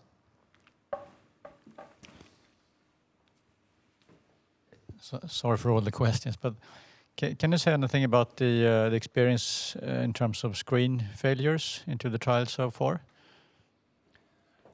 Screening failures? The percentage of screen failures? Yeah, yes. And also if you see any particular reasons for potential patients not being enrolled. I can't quantify at this stage the screen failures. Qualitatively, the main reasons are that patients are not eligible for certain criteria which have to do with either the presence of 2 risk factors, whereas for a scheduled 1 type of surgery, but there is no specific pattern here which of the risk factors so the number of risk factors is one of the screen failure exclusions. Others refer to adjacent other standard exclusion criteria which have nothing to do with the risk profile. And another group is consisting of patients who in the end are not ready to give informed consent despite formally the medical or scientific criteria being fulfilled. And you mentioned something about, assuming this will progress into a 2B3 trial. You also mentioned something about dose finding studies again, or dose. Yeah. Can you touch a bit more on that? I can touch on that. Currently, the phase 2 study, the proof of concept study, and the dosing setting in this study is set at a dose thought to be optimal, sufficiently high enough to pick up a signal on the other side by preserving a safety margin in terms of exposure. Akita study results will tell us how the benefit risk under this setting look like in order then to be able to determine whether a reduced dosing frequency as one option or reduced milligram per kilogram dose would be tested in order to come to the optimal benefit risk assessment before moving on into phase 3. So that is what I can say right now. And that would be on a small set of patients, I guess. You mean the dose finding part? Yes. Yeah, you saw our planning was 150 to 200. Well, one can speculate now about the number of arms, but possibly 3 arms compared with the placebo arm. That could be one of the options, but that depends on the outcomes of the Akita study. And the endpoint used for decision making on the dose to be moved forward would be a short-term or acute one. And the plans for engaging US-based centers into the trial? Yeah, we are progressing on our plan to have an IND open by the end of the year, which would then allow also inclusion of US sites into the current study and future studies. As you know, the regulatory process for opening an IND is a bit different from getting a single study approved in European or Canadian sites. And that is why we're working towards the end of this year to have this goal achieved. Great. One more question here. A very practical one, actually. Healthier patients will have considerably larger doses than sicker, lighter ones. How will you be sort of providing the drug for the 5 dosings to hospitals? Will you have like 100 milligram vials and they use as many as they need for the first injections? Infusions. Or will you have a larger, big bottle? How will it work? So there are two aspects to that. The one is the technical aspects about the volume of vials to be used. And as you might easily assume, we are now in a small scale production scale where we produce vials of 5 milliliter, which contain 5 milliliter of drug concentrate. And depending on the needs for future studies and particularly the dose amounts required, we might probably be able to increase this. This is one aspect. The other aspect is about dosing of heavy patients, because in the end, what we should be aiming at is not dosing patients. We are dosing kidneys, and the point here is that we are having plans and contemplations to provide a tiered weight-based dosing, meaning divide patients into weight categories low, medium, high, and allocate one fixed dose to each of these categories in order not to overdose the kidney. Because the kidney weight or the kidney mass doesn't exponentially linearly increase with body size. And that is the other aspect. About the technical aspect, that remains to be seen what we can do. Right now at this stage, we have the 5 milliliter vials, meaning that we have sort of around 8 to 10 vials to be used for patient for full treatment of a patient. Great, thank you. And now we'll actually have a small coffee break for about 10 minutes, and then we'll be back to 50.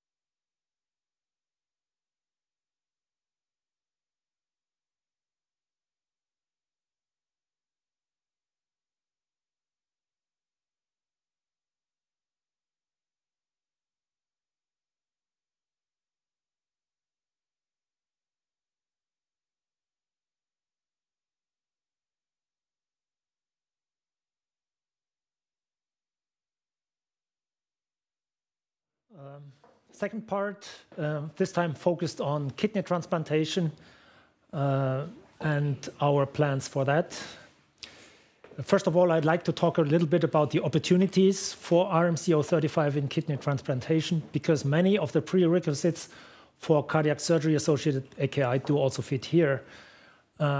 One of the big issues or problems in transplantation can consider to be solved. That is the covering of the immunological rejections of a transplanted xenograft. Well-established immunosuppressants have been established with CNI and steroids and antibodies. But the unmet need clearly remains that on the long term, the kidney still undergoes deterioration in graft function, even with under-optimized immunological coverage. And there is still a significant opportunity in relation to here for GARD in this indication in relation to comparing size of development, which we think is small, relatively small, compared to the size of the market. If we look at the number of patients overall transplanted in the United States and in Europe per year, there are around 40,000 patients with grafts from deceased donors. We estimate that a so-called high-risk population of these, more suitable for treatment with RMC-035, and I'll explain later why, can be assessed as target for treatment, and that can be translated into a market opportunity, which you see here, starting with $300 million or more. There are also, like in CS-AKI, there are no approved drugs available to mitigate delayed graft function, which is basically the correlate of acute kidney injury transferred to transplant patients. And there is limited competition. With the preclinical data shown, with the clinical data on the markers, we think we have a solid rationale also to go into this indication, particularly since the preclinical proof of concept has been established. And another considerable point is that there is a clear regulatory pathway in terms of acceptability of endpoints, including the option for orphan drug designation. This slide only to underline the numbers here. Take-home message here is number of transplants have been increasing on both sides of the Atlantic over time.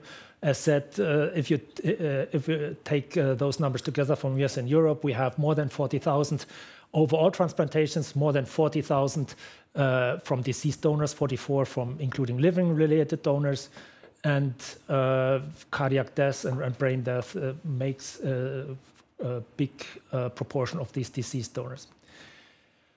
The medical need and the scientific rationale is based upon the presence of extensive ischemic injury also associated with the transplant process, which is similar to cardiac surgery. The point here is at cardiac surgery, as Professor Zabok emphasized, the harm is being set with the operation. Here, the harm already occurs earlier at the stage of organ procurement, because the organ has to be explanted from the donor, then transported usually to the site where a transplantation takes place, and then has been grafted, and the graft has to be reperfused. And so that provides also multiple opportunities for intervention. I will come back to that. Clinically, the delayed graft function in these patients manifests in a dialysis requirement, which is also part of, or can be part of the endpoints in a study, prolonged hospital stay, and complex postoperative management on the long term. As already mentioned, the decrease in graft function over time, shorter graft survival, or increased mortality. And we think we have synergies with the already existing program. We have the overlapping pathophysiology, as already pointed out, between renal graft injury and acute kidney injury with CS, with cardiac surgery. The mechanism of action is suited to address both, and we have data from healthy subjects and renally impaired patients only, so we can immediately use them without starting on a new program. Here, I refer to the paradigm I just mentioned before orally. The opportunity here is to reduce the graft injuries not only upon implantation into the patient, but already before that. So ex vivo, before transplantation, Treatment is possible either by adding RMC-035 to the so-called cold static storage solution, which is a solution used for transport of organs from place A to place B, or also to perfuse on the back table in the surgical room, so where the donor organ is being prepared for insertion into the patient. And that has an advantage compared to treatment of the after transplantation only, because decrease in kidney function or in renal function already sets in there and can be mitigated at an earlier stage. From a regulatory perspective,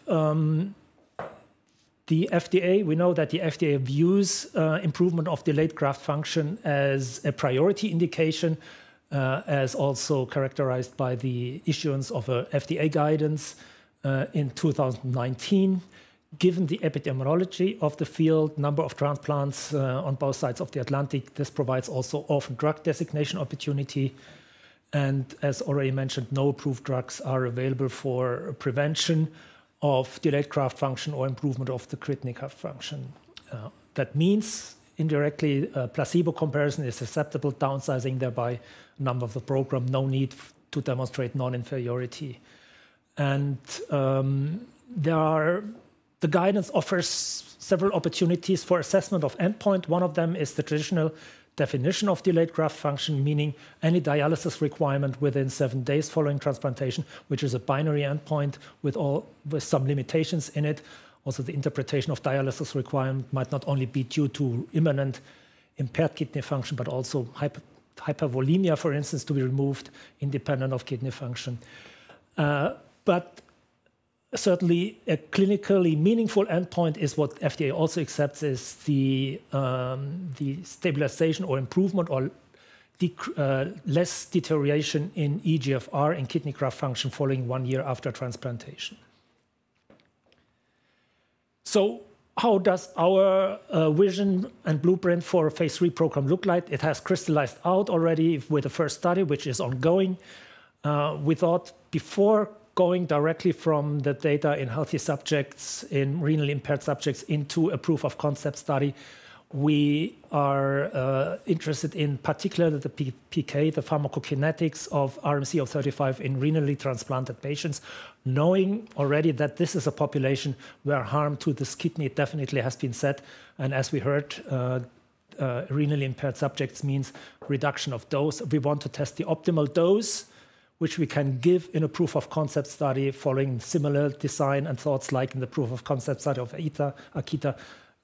Optimal dose, highest dose as possible, which is considered to be safe. And that is the purpose of this small ongoing study in 8 to 12 patients in Sweden, which would be followed by an exploratory phase 2 study establishing a proof of concept based upon a 3-month endpoint. We envisage a ballpark number of 60 patients under balanced randomization. We think this study is useful and has its place in de-risking phase 3. Rather than immediately going from PK to phase 3, we intervene this study in order to provide evidence for an effect and also to be able to better design the phase 3 study, which would again include, if we talk about the phase 3 study, an adaptive phase 2b, dose finding, a phase 3 pivotal confirmatory approach. Also here, interim analysis to be built in with an anticipated size of the study of the pivotal part being 300 to 600 patients. And also here, we know that one pivotal study is acceptable to the FDA for submitting a dossier. Let's have a look what's really going on right now, and that is the phase 1 study. Primary objectives, as already mentioned, pharmacokinetics.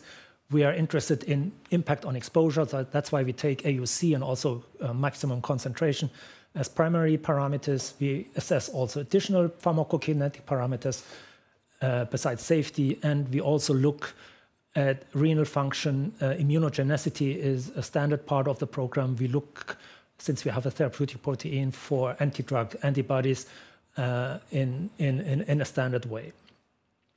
This study, as mentioned, is ongoing, but before coming to the status here, the design might be easily recognizable. Intensive period around and following surgery with 5 daily applications here, so not every 6, 12, 24 hours, but daily every 24 hours following surgery, because we think this provides sufficient exposure in these renally impaired patients already.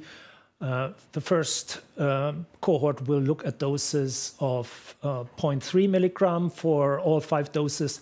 The second cohort will look at lower doses for the first 2 and then higher doses of 0.6 for the subsequent ones. We have an optional dose group built into the design based upon an interim analysis.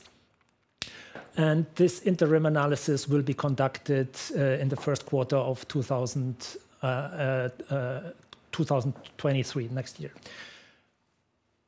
We are doing this study in close cooperation with the Karolinska Institute, which has some operational and feasibility advantages. We got the study very quickly started, and they have a suitable institute not only for surgery and care of patients, but also for doing besides assessment of markers. The first patient had been enrolled in September 2022. The interim analysis will be done once 8 patients have been treated with a product, defining the need or not for an optional third dose group. That will depend on the exposures and safety results observed there. We expect full study results for the first half of 2023. And in parallel to this, the development of a phase 2 study protocol is ongoing. We think that, we plan for success, meaning that the submission of a clinical trial application for this phase 2 study based upon the interim results would be possible. And how would such a phase 2 study look like? First of all, coming back to the concept, in principle, such a study would look at the possibility and opportunity for ex vivo treatment of the kidney graft in addition to recipient treatment. The options for the ex vivo treatment are either the back table perfusion or the cold static storage solution, which increases exposure time, enhances exposure time of the donor organ to RMC-035. This is in the end a feasibility point, which we are currently working out. Again, the first dose of the recipient would be given during surgery with the same philosophy in mind, covering harm of ischemia reperfusion injury as soon as possible, and also, again, once daily dosing. So basically, this scheme illustrates we are not only dosing and targeting the patient, but also targeting the organ before implantation. And that would be following randomization. The blueprint, based on this concept, the blueprint for such a phase 2 study would consist of a multi-center study conducted in European centers, state-of-the-art design, double-blind, parallel group, placebo comparison, one-to-one randomization. Key eligibility criteria, like with the Akita study, we would be looking at patients with a higher risk. So deceased donor, we would exclude living donor, and brain death or cardiac death criteria combined with DGF risk scores, which is a standard tool in order to predict risk of delayed graft function, and preservation of kidney graft upon explantation up to implantation via cold static storage solution. Primary endpoint would be based upon kidney function, comparing kidney function between placebo and active at 3 months after transplantation. There is a potential for long-term follow-up in this study up to 12 months. And we would look at renal biopsies, not standardized protocolized renal biopsies, but we would collect any renal biopsy findings done in the study, urine biomarkers of kidney cell stress and injury as secondary endpoint. So that brings me to the summary and conclusion that the delayed graft function or the prevention thereof and the consequential protection of the kidney graft function is a large unmet need in the community that is well recognized also by regulators. We are not talking about short-term complications here, but also long-term ones. What in our eyes makes this development path attractive is the clear regulatory pathway to approval, combined with a large commercial opportunity if we put that in relationship to the size of the development program. Again, lack of visible competition here and no clinical development state in late phase stage, according to our knowledge. And the scientific data and rationale provide the overall basis for this for these plans. The availability of these data would allow us then to enable rapid progression into the phase 2 program, which would then be the cornerstone for the phase 3. I think that's what I wanted to convey in terms of our plans for kidney transplantation. So we are there with 2 indications, 2 active studies in each indication ongoing, and have plans for both to pursue. Burning questions?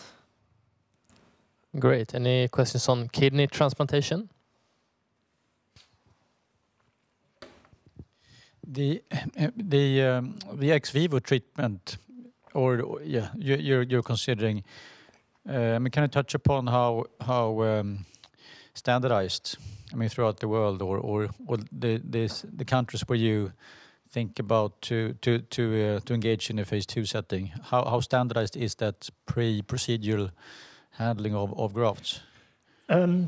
This depends upon national procedures. That is why we intentionally did not put US sites on there, because there's a clear separation between the implantation team and the explantation team. They are physically and organizationally separate.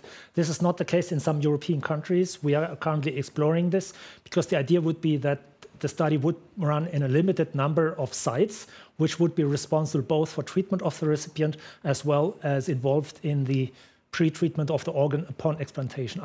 So to summarize, my answer to you is we would be looking for sites with local explantation teams bringing the organ back to the site. Okay. And cold preservation, that's not a limiting factor for enrolling. It's not a limiting factor, but of course it's associated with some organizational challenges, because randomization would have to take place already when the donor is known, in order to allow the explanting team to expose the organ already to the randomized treatment. I don't know whether that met your question or... Yeah.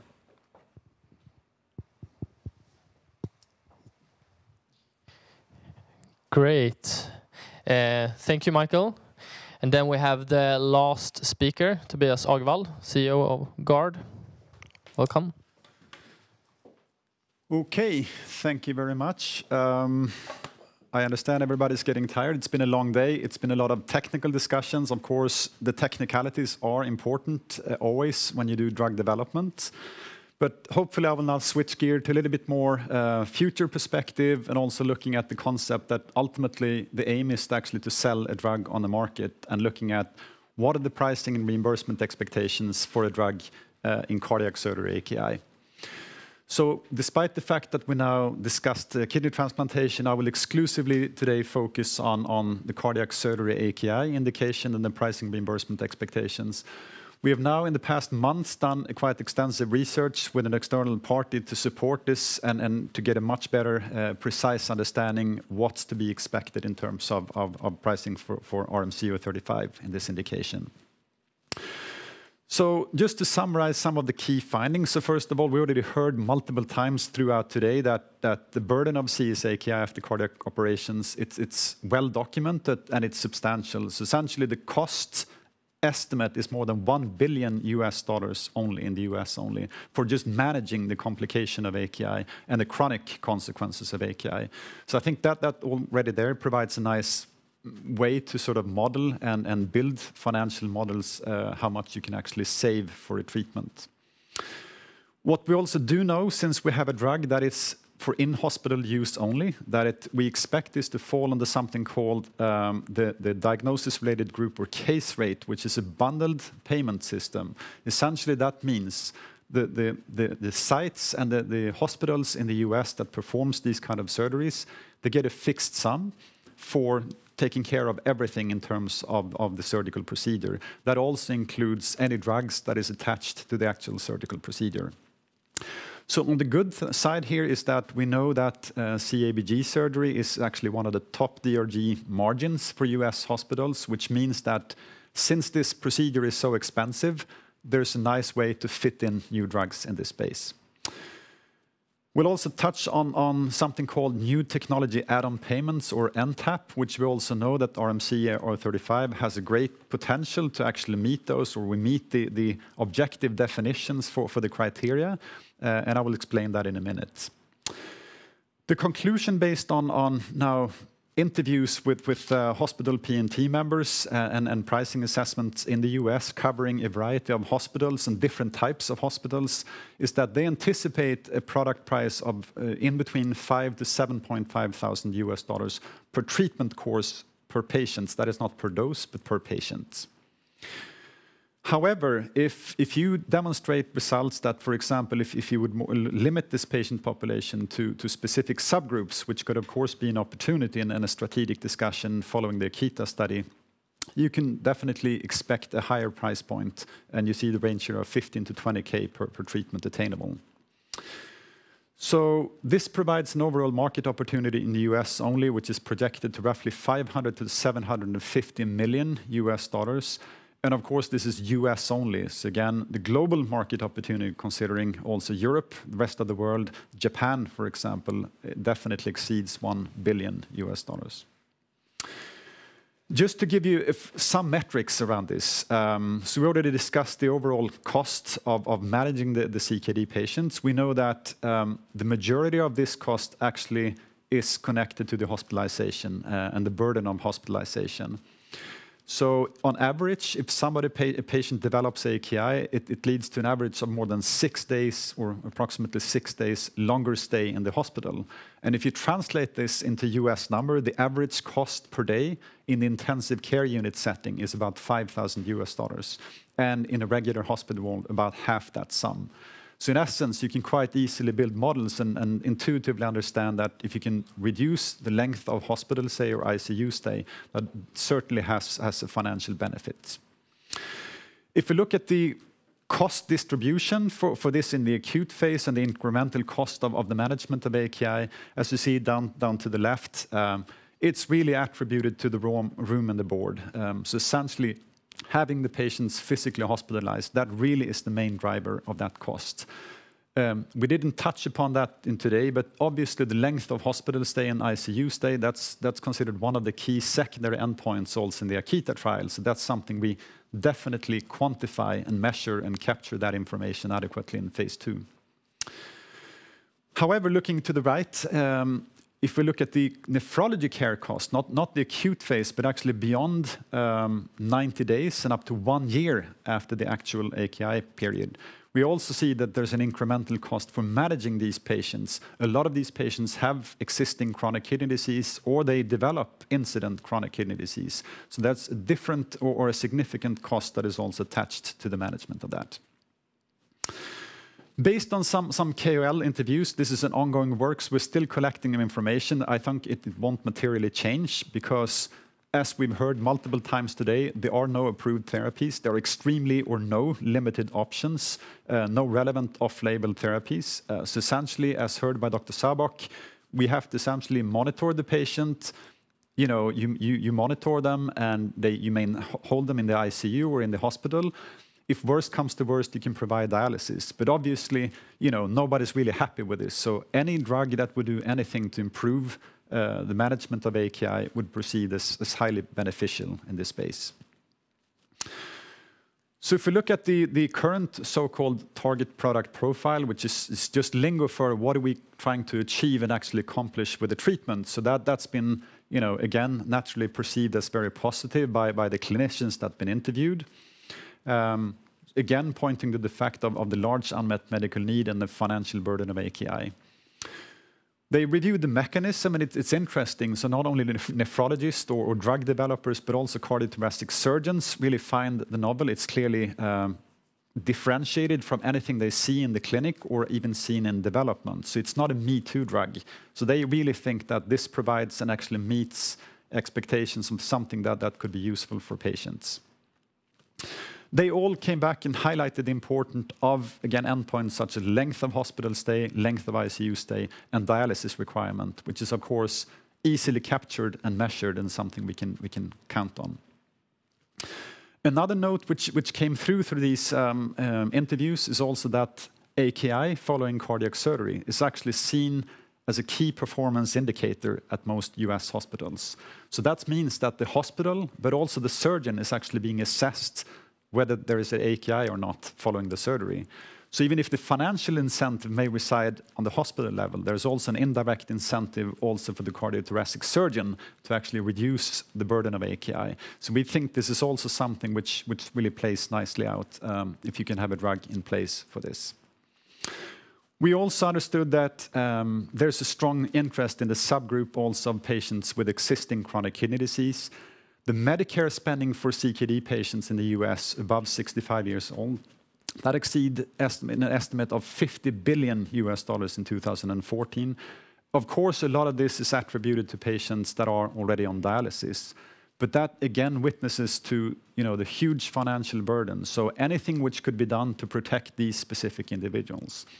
So coming back to the Akita design, because we didn't take the route of doing a small underpowered phase 2 study, we've done a large phase 2 study, which actually, as pointed out by Michael, gives us the opportunity to do pretty well-powered subgroup analysis, also including CKD patients. We expect about 50% in the Akita trial will have CKD at time of randomization. Just to give you a little bit of flavor, I'll walk you through this, but in principle, the hospital, they have a margin. They get paid for doing the procedures. Of course, that mainly comes from the Medicare or health insurance companies. In certain aspects, this could also come as out-of-pocket expenses from patients. Then it's up to the hospital to negotiate either through something called a group purchasing organization or in certain instances directly with the drug manufacturer. But in principle and all together, this means that overall there's a hospital gross margin of making money of these procedures, and you have to fit and demonstrate cost benefit of a drug that you enter in this system. And of course, the gross margin, that depends on something called the DRG or the case rate reimbursement. That is, the higher payment they get for this procedure, the better the gross margin. And as I already alluded to, we know that this is a top, really reimbursed procedure in the US. However, if there's a new drug that comes into the market, for example, in cardiac surgery AKI, where there are no existing treatment options, of course, there's a flexibility in the system, because also not only regulators, but also payers recognize if you have new drugs that fulfills an unmet medical need, we have to calibrate the DRG system. And that's the purpose of something called NTAP that I will speak to. And in principle, the NTAP, standing for New Technology Add-on Payments, that's essentially if you fulfill certain criteria of newness, which we definitely do, if there's considered to be an inadequate reimbursement. Let's make the practical example. If you have a drug that prevents AKI and really make a lot of cost savings for the hospitals, if that's not sufficiently covered within the DRG system or considered to be covered within the DRG system, that can also be adapted. And naturally, it has to be a clinical improvement. And again, there are no standard of care treatments today. There are no available treatments at all. So in essence, that means that once you go on the market and you launch the drug, that could be an initial gateway to actually have a better reimbursement and recalibrate the DRG system and for the first couple of years until there has been a recalibration. So touching more on the pricing assessment, so obviously some interviews with stakeholders across US clinical and hospital P&T settings and also clinicians has been conducted. So we covered both regional health centers, large community hospitals, academic medical centers, and also city hospitals. The pricing exercises were done. I think this is pretty standard, something called analog price value, another method called the psychological threshold, or ultimately product value, where you have to identify the price points and just feel what are the perception of the price versus clinical value. In a simple way to say this, these are just sort of slightly different methods to triangulate what is the sort of optimal or perceived relevant price point for this drug within the DRG system. And what came out from this research is that essentially all payers, they really benchmarked an acceptable pricing to less expensive pricing analogs that are available when we did that exercise. So it's nicely shown that even if you have a lower price point, you have a much, much stronger uptake initially and actually in the commercialization phase, ultimately leading to a much higher peak sales and market opportunity.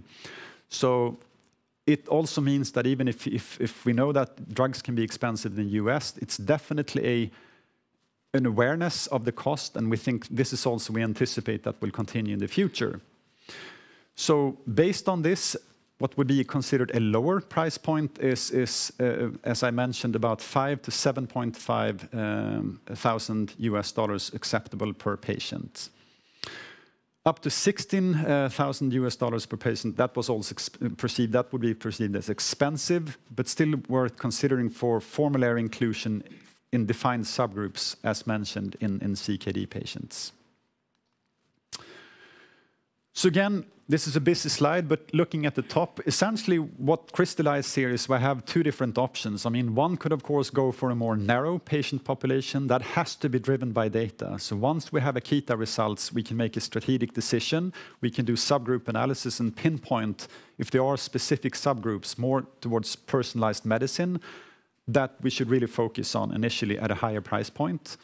With the current TPP, we are actually already looking at high-risk patients, but still a significant part of the overall sort of surgery population, about 40%. So that means you would have a lower price point, but of course a lot more patients coming in.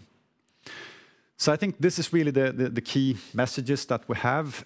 Obviously, there are some benchmarking. We have another drug that was projected to be priced at about $30,000 in the transplant indication that Michael was speaking about. So of course, if you find niched indication and you can really demonstrate clinical value, there's definitely flexibility in here. But this gives a nice flavor of where we are. So trying to put this together into the US-specific market opportunity, again, in cardiac surgery AKI only, that adds up to about $500 to $750 million. So again, to reiterate, the target patient population is patients who undergo either CABG surgery, with or without the valve, or isolated heart valve surgery, but open chest, with the predefined risk factors, as already mentioned by Michael, and that we have as part of the Akita trial design. So if we look at the overall patient population right now in the US, that's about 250,000 subjects each year. And you see the distribution of CABG with and without valve and open valve here. We think, and based on epidemiology, register data and expert input, that about 40% of this total patient population would be an addressable patient population for the initial treatment with the current TPP. And then we end up with about 100,000 patients in the US. And obviously you can do the math. If you look at the price point of 5 to 7.5, this is where you end up with about $500 to $750 million. But again, to reiterate, these US specific only. So the global addressable market opportunity is of course greater. We think it's above $1 billion because the patient numbers are actually very similar in Europe compared to the US. We haven't done an in-depth pricing exercise yet in Europe, but nevertheless, this is a very important market. We also know in Japan, where there are definitely fewer patients because they do less surgical procedures, there's even an orphan opportunity, which also may present a very different price setting in Japan. So this is also something we will explore. And of course, this is not accounting for the rest of the world, importing other countries. And I haven't mentioned China here, for example. So the summary and overall conclusion on the US market, we heard that this huge financial burden that is very significant and quantifiable. We expect that RMC will fall into a bundled payment system with the current dosing regimen that we have for in-hospital use only. However, CABG surgery is really well reimbursed, so we have a wiggle room and to fit into a new drug. And there's also a specific pathway to readjust and recalibrate the EMG reimbursement level. However, without even relying on that right now, we think, and based on the interviews, that the price point you made up is in the range of 5 to 7.5, according to current TPP. And of course, the more evidence you can accumulate in phase 2 and ultimately in phase 3 of reduction on the length of hospital stay or length of stay in the ICU, that obviously increases the overall value proposition, and you can build financial models to justify the pricing for the drug. And as alluded to, it's not our primary strategy, but of course a higher price point could definitely be considered if you're going for a more niched patient population. So again, we have the numbers of the US addressable market opportunity. And also making the point that this is for cardiac surgery AKI only. We have focused on that. We've touched now on transplantation. Obviously, that becomes another niche where you would also do an add-on, of course. So again, the additional market opportunity comes with that. So I think that was the final things I wanted to present on the pricing reimbursement part. I'm happy to take any questions now. We do have some time for a few questions before we go into the general Q&A session, which of course covers all the presentations. But if there's anything specific now, we'll do that. Yeah, do we have any questions?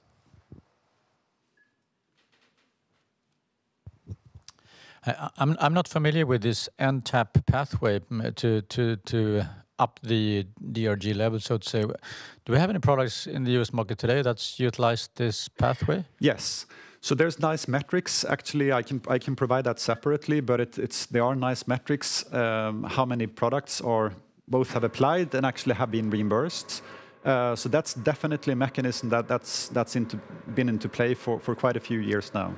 And we also see that increases because, you know, this is not the first drug where you really find new avenues in terms of drug treatment. So that's definitely a mechanism that's available already now.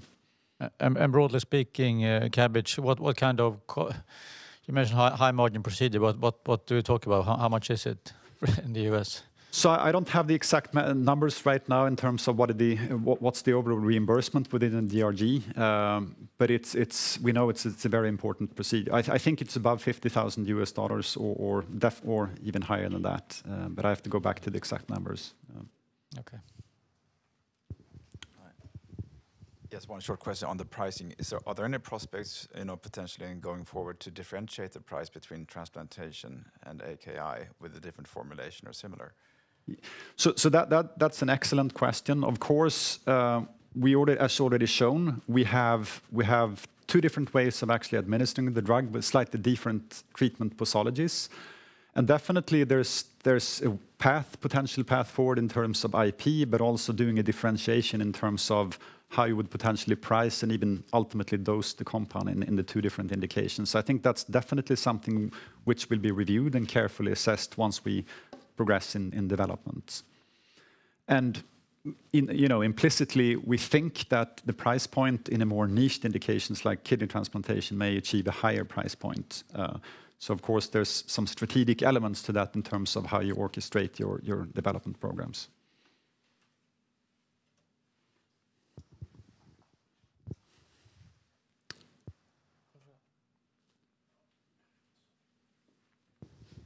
I'm just thinking about the prospects for partnering. I guess, you have the device path, you have the drug path, so to say.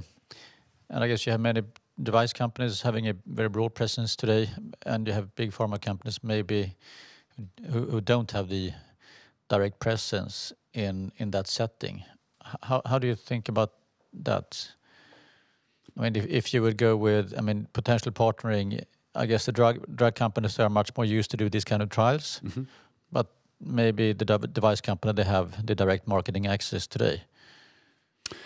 Yeah, that's also a good question. I think if we would limit this to a single dose or something that you would really connect as having an immediate impact. We see certain drugs like that when you can reverse anticoagulation, for example, as a one-off, or you can reverse certain anesthetic agents, then I think it would make more sense. What we're actually trying to do is not to just do something which is immediately connected to the surgical procedure. We're actually treating something long-term, having an impact, as I said, not only on acute kidney injury, but also on chronic kidney disease.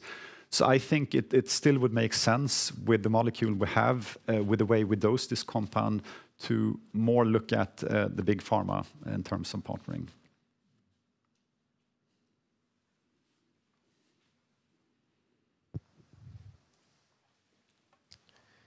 Great, thank you. Who do you expect would be taking the prescribing decision? Would it be the surgeon, or would it be sort of the patient's nephrologist, or who? Yeah. So this is also a good question, and we tried to actually tease that out now during this pricing exercise.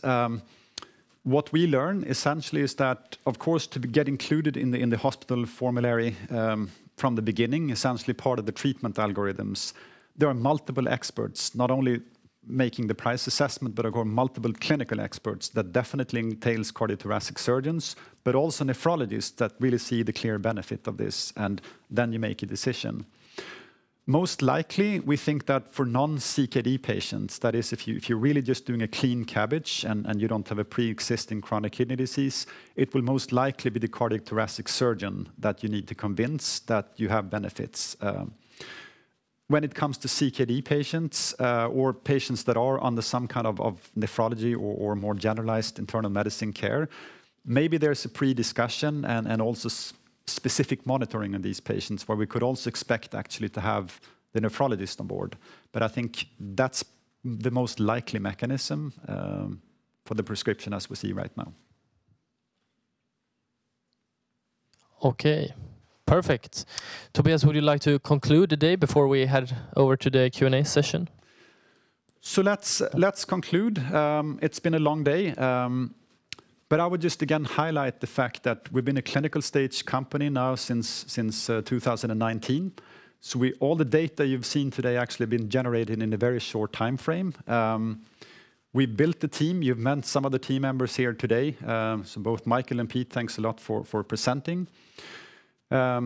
As we may know, we had a pre-IND meeting with the FDA. We had a scientific advisory committee that really supported us in designing the Akita study and actually benchmarking and trying to do the best we can in terms of optimizing likelihood for success in the program. So as you will see here, I think the most important value inflection points are yet to come, where we are now actively recruiting, and again to the point that we are really seeing recruitment in line with the projections that we have, which we think is quite an accomplishment. A lot of companies struggle, and I want to highlight the fact that by indication choice, we think there's a significant advantage, also highlighted by Michael. So we are developing RMC-035. We know it's definitely the first in class. There are no competitions for that. And we think we actually are present in a very important indication with a large unmet need, no available therapies. We're also clearly differentiated from any competitors. And as I said, we also have, based on the competitor space, a very good likelihood to become first to market in this space with any molecule. We are addressing a significant market opportunity. We haven't discussed IP today specifically, but we have patent protection for RMC-035 with even opportunities for formulation changes, etc., that you could potentially expand the IP. We have, I would say, strong clinical data in the early development program. I mean, we have a safety tolerability profile that's good. We have a PK profile that really facilitates dosing decisions and the design of the Akita study. And I think we shouldn't neither overinflate nor underestimate the biomarker data that we have, because it's so congruent with the mechanism of action. So at least we interpret this as an early pharmacodynamic signal. So what we're trying to do now is to demonstrate if that translates into hard clinical endpoints in the Akita study, where we follow the projections. So we have the significant value inflection points as spoken to by Michael. We have the interim analysis in Q1 2023, and with the full study results by end of next year, of course, with an expected completion of recruitment by next summer. And our aspiration is really to make sure we have the best possible data set to have an informed end of phase 2 discussion, design a pivotal study, and proceed according to that plan to really become the first to market with a novel first-in-class drug and actually addressing a very important unmet medical need. So with that, I will close. Hopefully this has given you a much better comprehensive overview of GARD. We've shared a lot of data today. I know it's been a technical discussion, but of course we are at that stage of development. We are now formally entering the open Q&A session. Hopefully we can address any kind of questions that you have, either on the development side or on the commercial side, of course, and we should try to address those as well as we can. So thank you a lot for listening, and I'll close the overall session, and I will invite Michael and Peter to come up as well. Great, perfect. And then I'll leave the word open for the audience for any general questions.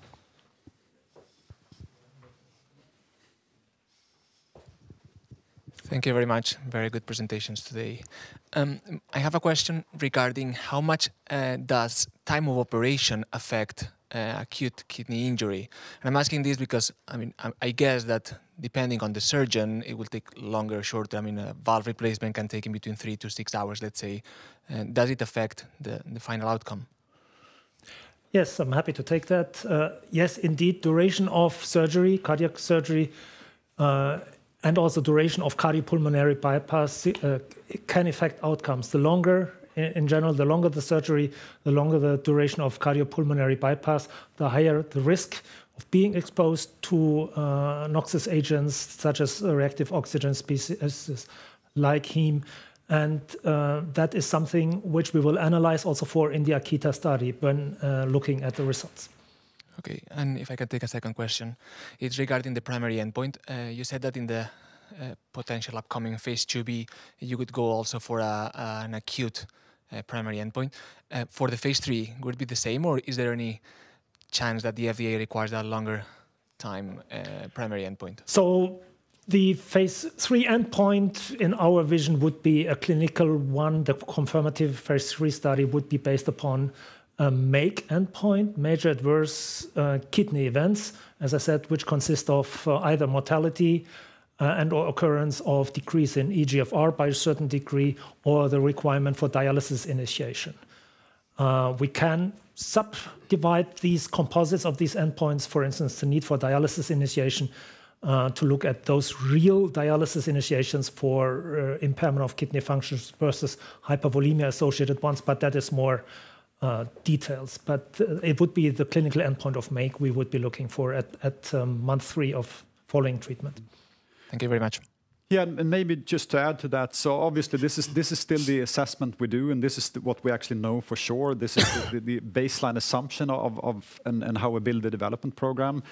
We should also recognize that it's been a lot of evolution in the regulatory space on the chronic kidney disease side, and we also see an increasing attention of regulators also in the acute space. So I mean, this is something we definitely and closely are watching, because it might be possible in the future to have alternative regulatory pathways in the pivotal study, but that's something we're not neither committing to, but it's something we're definitely following closely.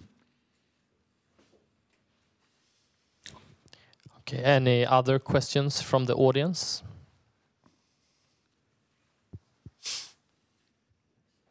A very general question. The protein you have modified, I don't think it's a widely pursued target in the industry. Is that typically a good or bad thing? You would say in terms of partnering interest. Is that, I mean, do companies want a hot target space or the other way around?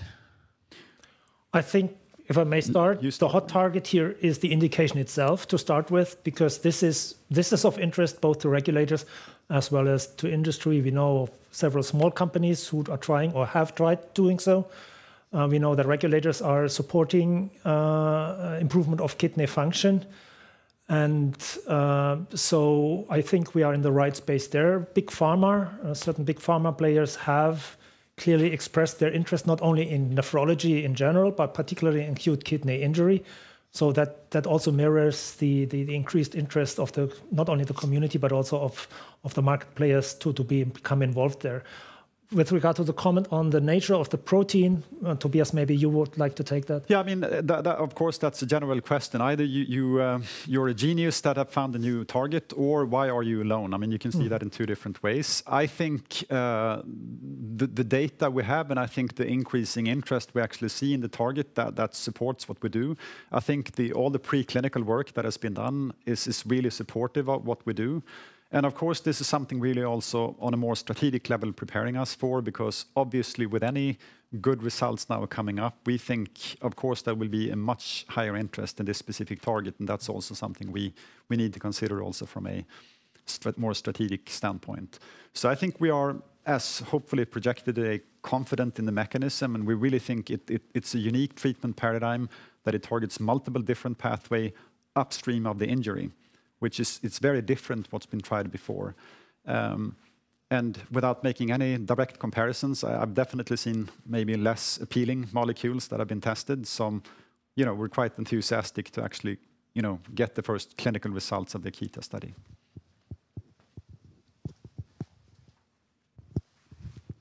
Great. Do we have any more questions?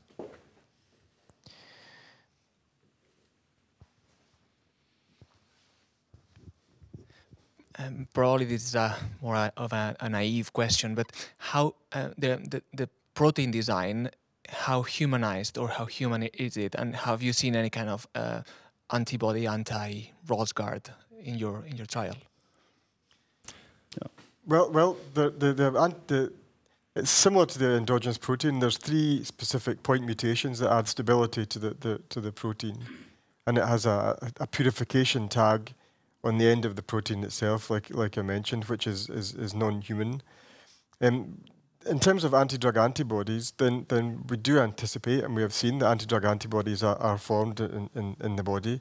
But of course, we only have a treatment over up to 5 days. So anti-drug antibodies themselves take a lot longer than that to develop. So we won't see any typical anti-drug antibody effects like you might see in chronic therapies, like inhibition of efficacy due to reduced exposure from the anti-drug antibodies. So we don't see any of that from a short-term therapy. Yeah. Thanks.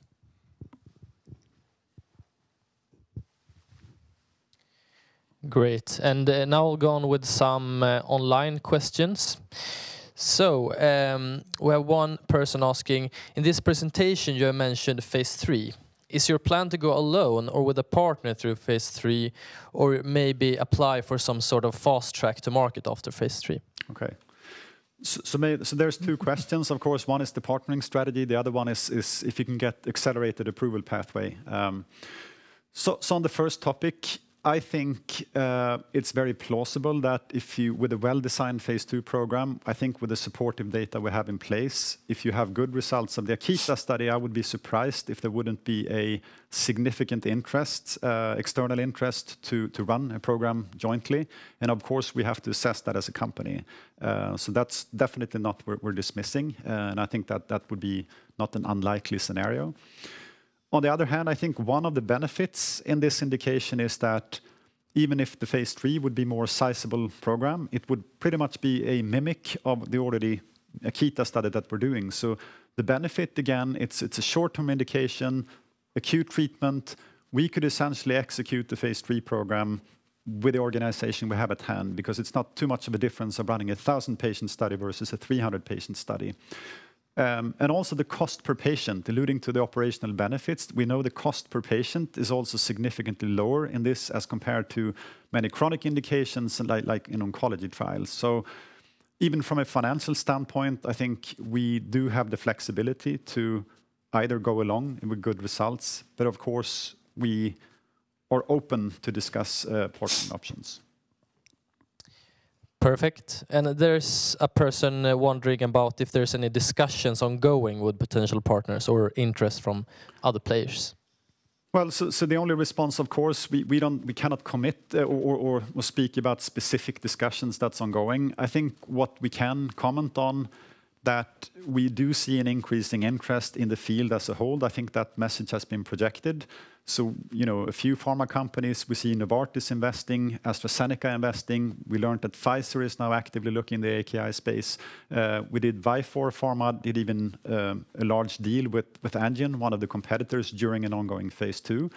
So it's impossible with the design and the size of the Akita study. I mean, we can't run under the radar. So we definitely are visible, and I think these major companies, they know where we are. But in terms of concrete discussions, obviously that's not something we can comment on. Great, thank you. Do we have any more questions from the audience before I go into my own questions? All right, perfect. So my first question is about sepsis. You touched on it briefly, but why is this a harder indication to pursue a trial in, or why did you not prioritize this? Yes, I think all of us can speak here. Maybe I'll start from the top end and you can go down. But I think in general, as already shown by Sarbok, we think that the level of heterogeneity is much, much higher. This is a completely different indication. So I think hopefully he projected that cardiac surgery AKI, it's really the cleanest version because, you know, I mean, it's more heterogeneous disease, or homogeneous disease. But the other benefit is that you know exactly at what time point the injury will actually occur. So you have a nice opportunity to time your drug delivery. And I think that's actually one of the key, you know, reasons or why you could actually be successful. In contrast to sepsis, which is extremely heterogeneous, and you know the patients come in. It's, you know, when do you start your drug delivery to these patients? I mean, it's very different stages of the disease. So I think the development risk that would be extremely high, much higher in sepsis than it would be in cardiac surgery AKI. And that's one of the reasons, one of many reasons we strategically decided to go into cardiac surgery.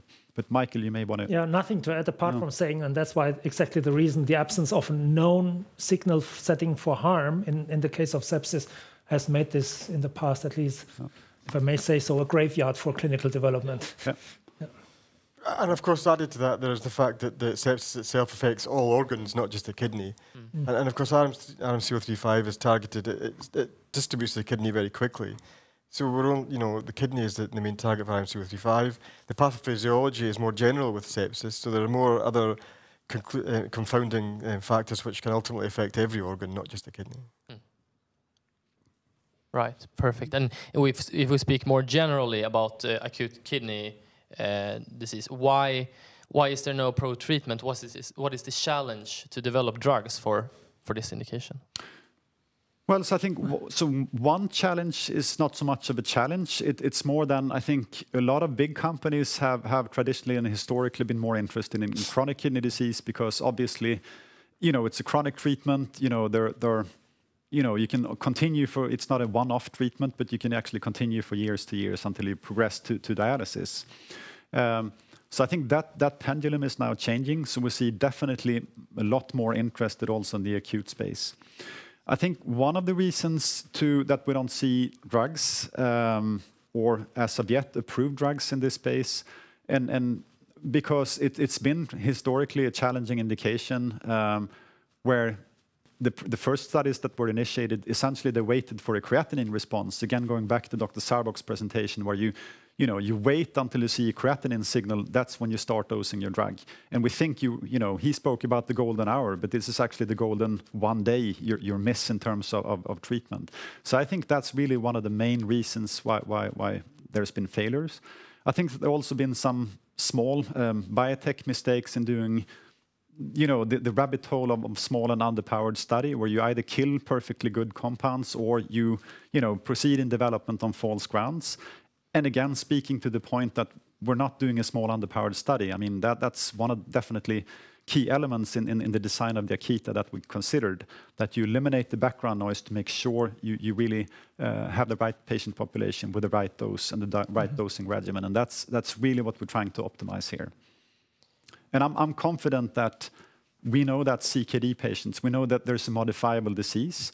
Until quite recently, there were only ACE inhibitors and ARBs that really worked in terms of slowing progression. Then you discover SGLT2 inhibitors actually as a glucose-lowering agent. But that seems to hit the jackpot because all of a sudden it all comes together and you have a very substantial benefit in terms of slowing progression because you hit the right mechanism. And I would conceptually view it the same in AKI. I think we're all in agreement that it's a modifiable disease, but you have to have the right target with the right patients and the drug delivery, in the right time frame when the injury actually occurs. Yeah, great. And if we dig deeper into the Akita study, the phase 2 study you're pursuing, are you gonna report in your report, for example, on how many patients you have so far recruited? There's some companies in Sweden doing this, obviously, but some are not. What is your reasoning behind this? Well, I mean, so we did report that, I think, in the last report we reported today, the recruitment status. I think it as always, it's not a linear recruitment. And as always, if you keep, triggering or reporting, now we have this number of randomized patients. I mean, usually you get a lot of questions on that. I mean, our obligation is really to make sure and focus on the trial and that we're keeping the timelines. It's not so interesting if we have 70 or 75 or 80 patients at a certain time point. So, yeah, I mean, this is no secret. I mean, if there would be deviation from the projections that we have, of course, we're obliged to communicate and would communicate that. But as seen today, we're actually recruiting very well according to plan. So, yeah, I mean, we will be relatively transparent, but we will not send out specific press releases just because we have, 80 patients randomized. Yeah, I understand. That's understandable. And do you see? You mentioned that you're gonna recruit patients with impaired kidney function in the study, but you will have to have a lower dose, right? Do you see any problems or issues with this patient population that you might not be able to show that clear clinical benefits, so to say? We see no principal issues. We set the low dose in recognition of the fact that plasma clearance of the drug is dependent on glomerular filtration rate, on kidney function. That makes it wise to start with a lower dose, knowing that it will involve the same exposure like a regular dose given in a healthy or less renally impaired subject. So that's the whole background. There is no other issue around that, being mindful about dose adaptation for renally impaired patients. Right, perfect. And I was thinking about the phase 1b study. Was there only one dose studied in this one? It was 12 subjects and 8 on drug, 4 placebo, right? Was there only one dose of if I may take that, that was exactly the same dosing regimen as in the Akita study, means repeated dosing, first dose at surgery and subsequent dosing 6, 12, 24, and 48 hours later. So 5 doses given. Okay, perfect. And could this Akita study be potentially pivotal? Like, is the end point, is it a regulatory acceptable endpoint that you're pursuing? Yeah. So Michael, feel free to chip in because I missed to respond to that part of the previous question. Yeah. So the mindset we have and the current assumption is that this will not be subject to accelerated approval based on the regulatory landscape. What we do know, of course, is that it will be an extremely important supportive study, not only for decision-making, but also time of filing, because this will really be viewed as an important and large-size study that will support the safety and the efficacy evaluation. So I think... Yeah, I have nothing to add. Important. The way I see it, it will become an important supportive study on top of a pivotal study in that indication. But it also comes with a benefit, as alluded to, because there might be changes in the regulatory landscape. And again, then we're not sitting on a small study where it's not possible to fine-tune and actually redirect and optimize the phase 3 design. So again, with this design, I think we have a much greater flexibility to actually get to the market and get to phase 3 with the right design, which is, of course, going to be data-driven based on the Akita study. Right. And in the Akita study, you're obviously recruiting patients with, what was it?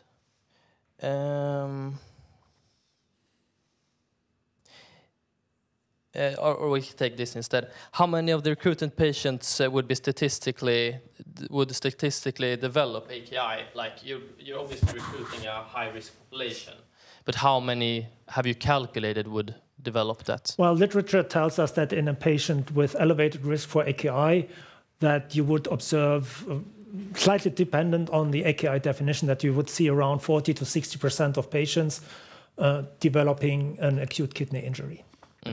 And the actual event rate we used for the sample size calculations, that's an event rate of 50%. 50%. 50%. So in the placebo arm, we estimate an event rate of 50%. Right, perfect. All right, we have some minutes left of the Q&A session. Do we have any questions from the audience that has popped up? Otherwise, I will continue with my own. So you mentioned that it's only one pivotal study required here to actually obtain a market approval. Is this rare because it's not an orphan indication, right? Is it rare, or what is the background behind this? I think the background for me is a mirroring of the unmet medical need. Of course, the conduct of a single pivotal study and the design of such a study is subject to discussions and of phase 2 studies with the FDA. But clearly the FDA has already communicated that they would accept such a study with all the precautions, of course, depending on the design. So that makes us positive to say that we can go ahead with one pivotal study with, as said before, with the supportive contribution of the Akita study. Right, perfect.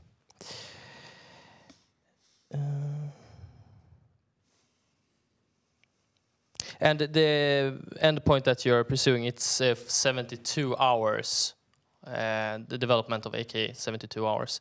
Is that like, is that a regulatory acceptable endpoint? Well, first of all, we have designed the study in order to facilitate our decision making, to establish a proof of concept, and the 72-hour time point with the AKI definition according to KDIGO is clinically relevant, because that is occurring in the time period of when the harm is set and when a direct impact of harm is being seen. Having said that, this is the primary endpoint, but of course we will have other endpoints looking at longer term perspectives, 1 month and also 3 months endpoints, looking at renal function, at dialysis requirements, which could be effects of the AKI or not AKI seen previously. So long story short, this is for internal decision making, for optimizing of design of the phase 3, and also to provide the powering is based upon this one, to provide a reassuring evidence for medical community. Okay, great, perfect. And is there any more questions from the audience? I think we don't have anything online right now. And we only have 3 minutes left. So maybe we should round it up. Thank you very much for coming here. Okay, thank you very much for listening.